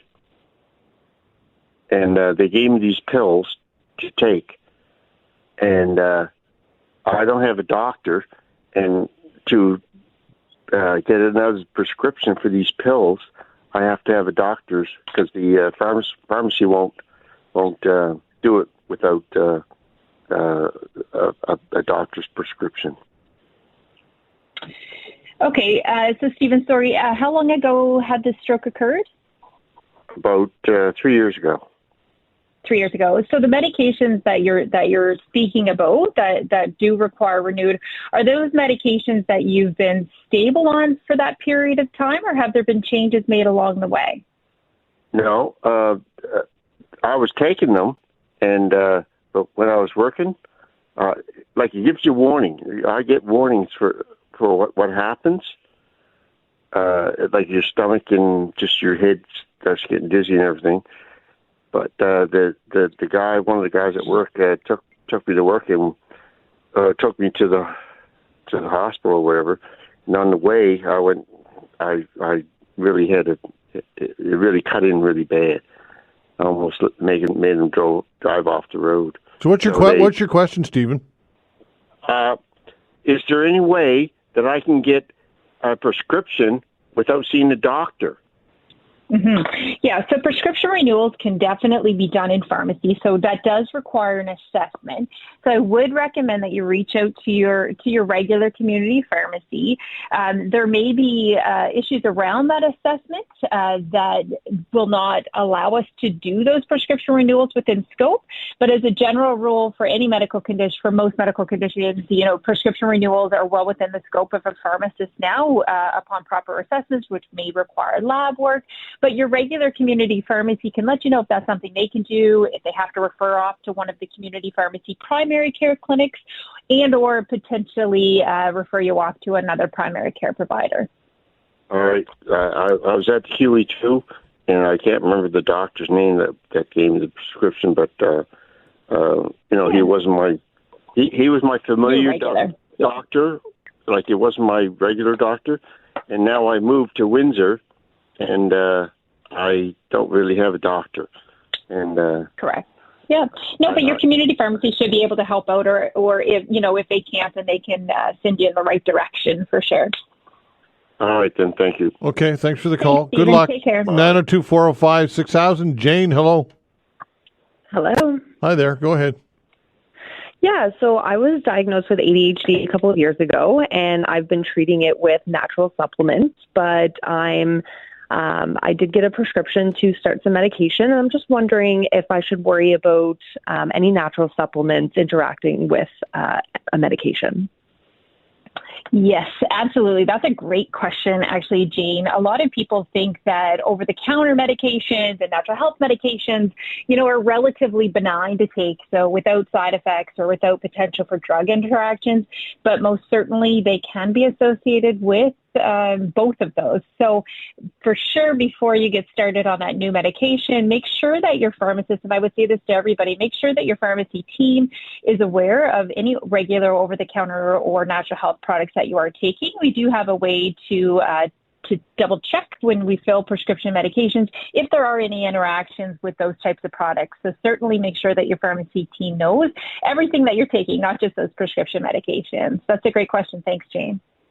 Awesome. Thank you. Okay, thanks for the call. 902-405-6000. Pam, can you give any examples of what might be a bit of a conflict?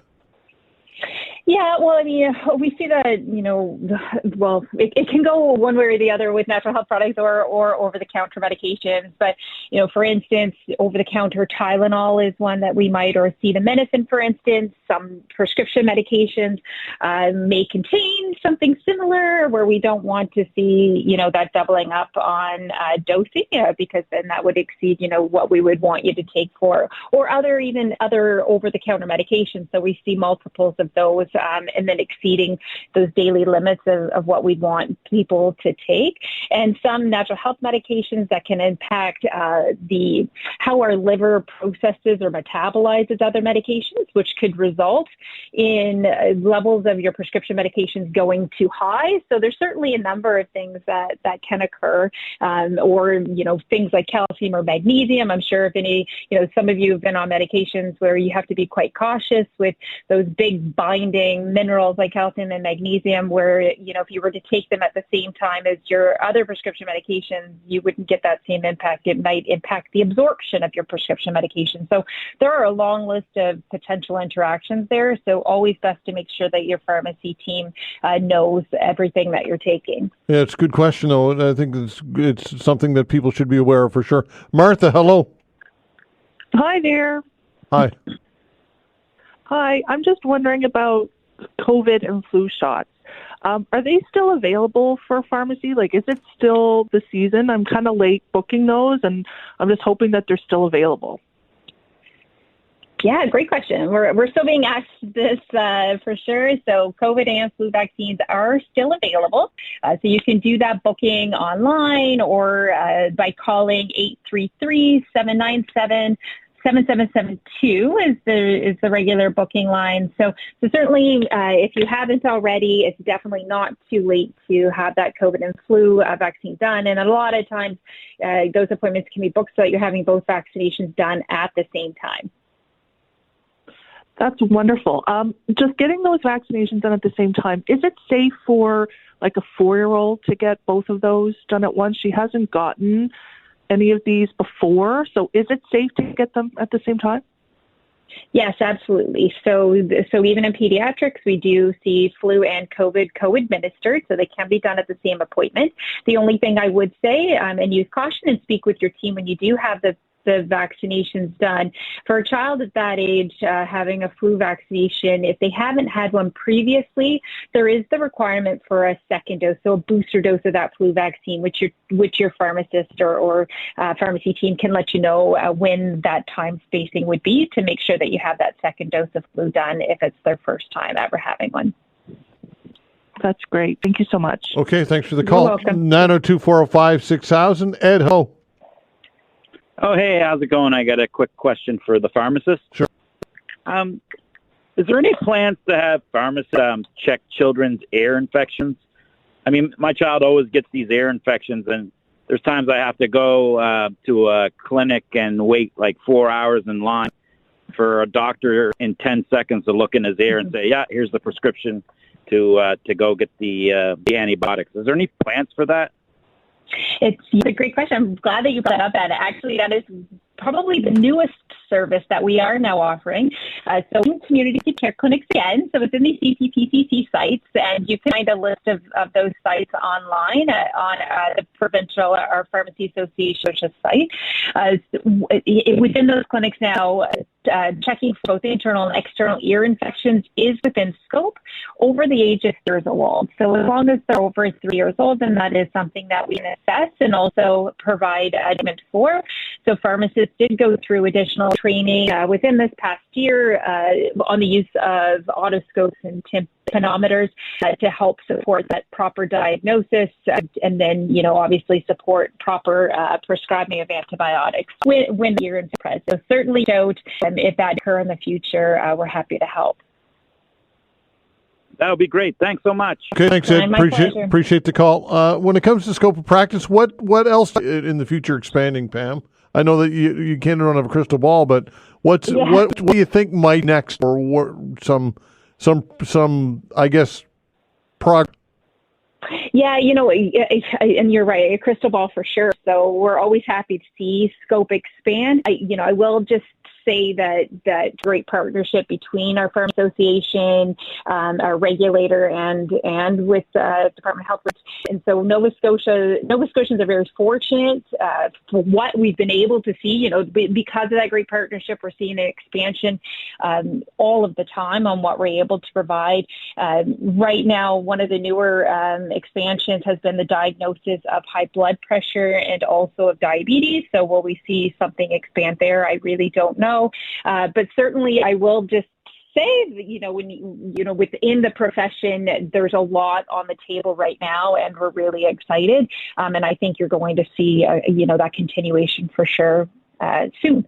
Okay, and just quickly, your take on this. This from the Pharmacy Association of Nova Scotia. Hundreds of pharmacy professionals have expressed interest to practice pharmacy in the province since Nova Scotia College of Pharmacists launched a streamlined license pathway for pharmacy pros from the U.S., Great Britain, Republic of Ireland, Australia, New Zealand. So this is a good thing, I suppose? What are your thoughts? It's fantastic. Yeah, pharmacy is not immune to the issues that we're seeing in the labor market right now. We're short on assistants, we're short on technicians, we're short on pharmacists, and so we're very, very, very excited. We're a year into having our navigator on board at our provincial association and working together with government to really drive and promote pharmacy in Nova Scotia. We're so advanced in the scope that we're able to provide, which has been a real selling feature for our province. So certainly, especially as a pharmacy owner, I'm ecstatic that they've made the efforts that they have to really boost how people are seeing us in Nova Scotia and bringing new pharmacists in. Okay, Pam, always appreciate it. Thanks so much. We'll do it again. My pleasure. Thanks, Todd. Take care. All right, take care. Pam Kennedy, pharmacy owner in Bridgewater. That is our Ask the Pharmacist segment. We do that monthly. And thanks to Pam for her expertise, and thanks for the calls, everybody. We appreciate it. We talked about Trudeau and Trump and of course, tariff situation and the threat of tariffs, and Donald Trump last night.